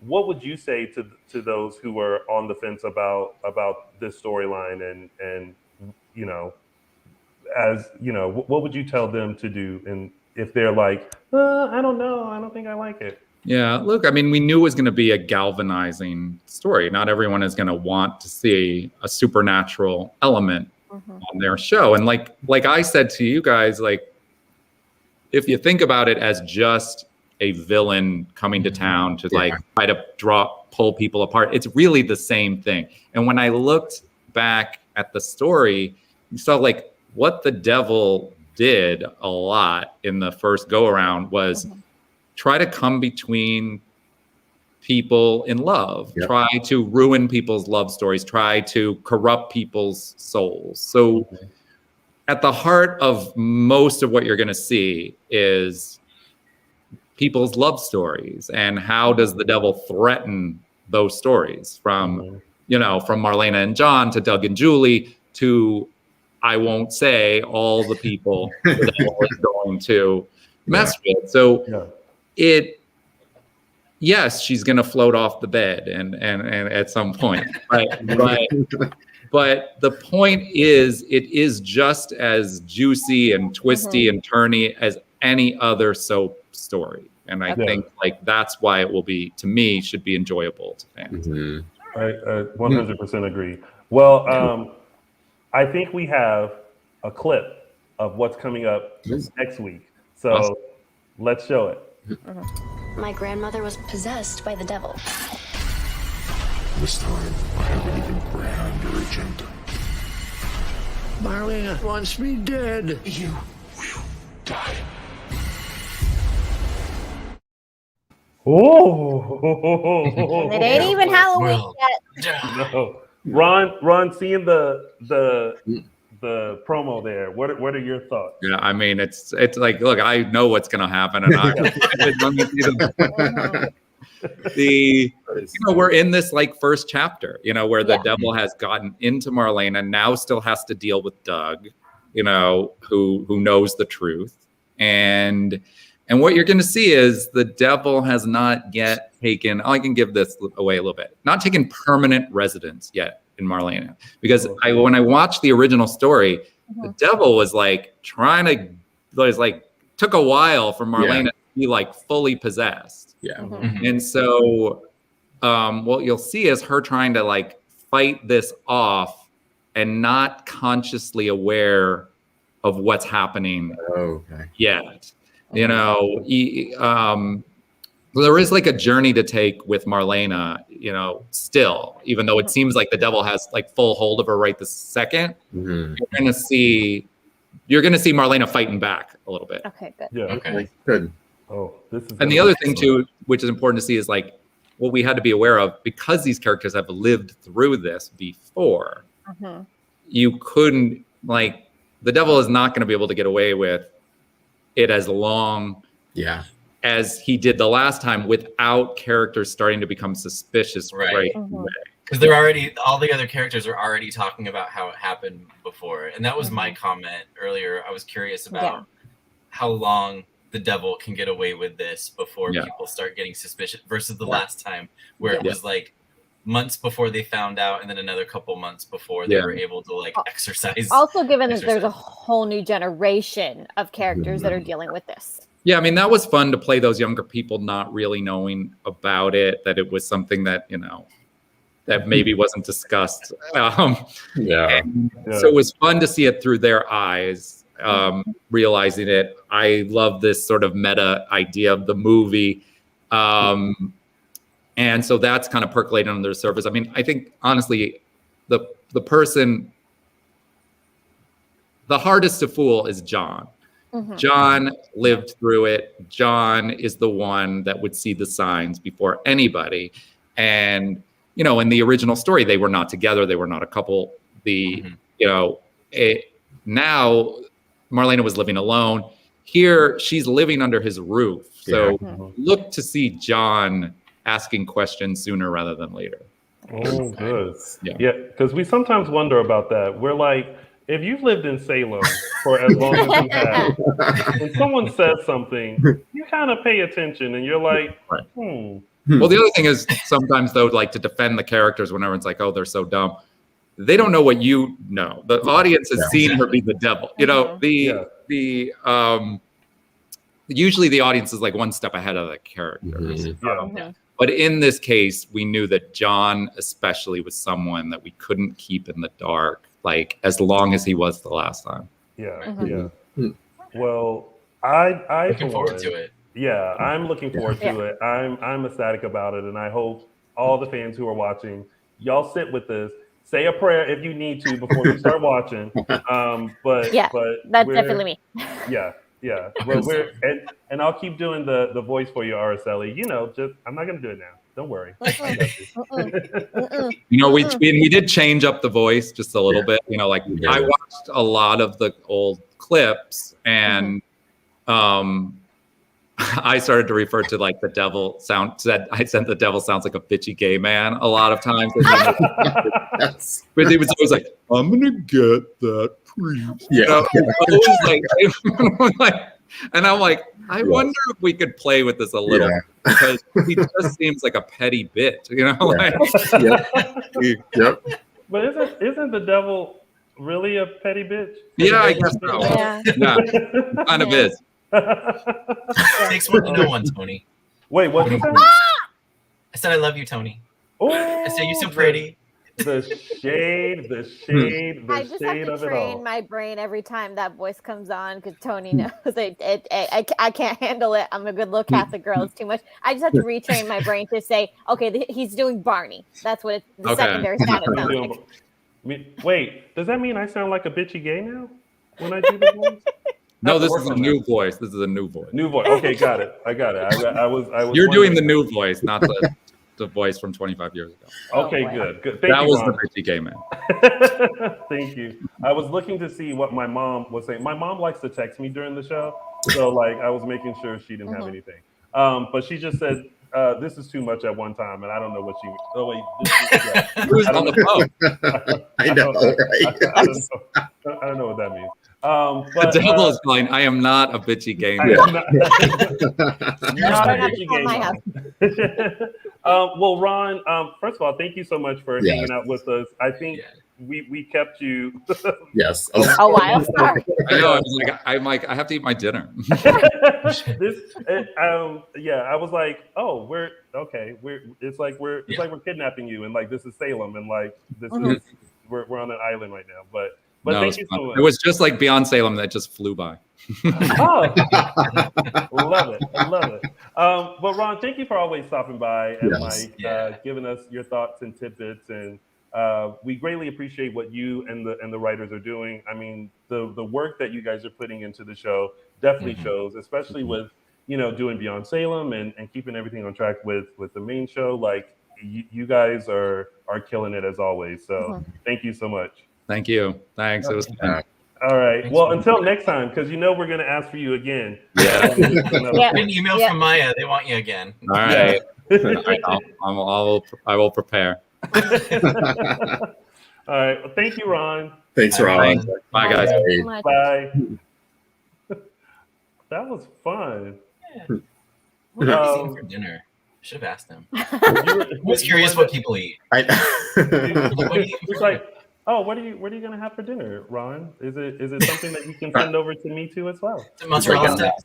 Yeah. All right. Well, thank you guys for tuning in.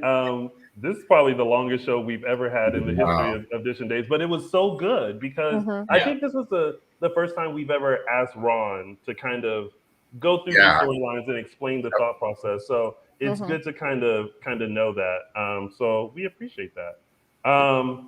All right. Well, that's been our show. Before we head out, Michael Mattis. Yeah. Tell the kind folks where they can find you on social media. You can find me on Instagram and Twitter at MLMattis. And Araceli.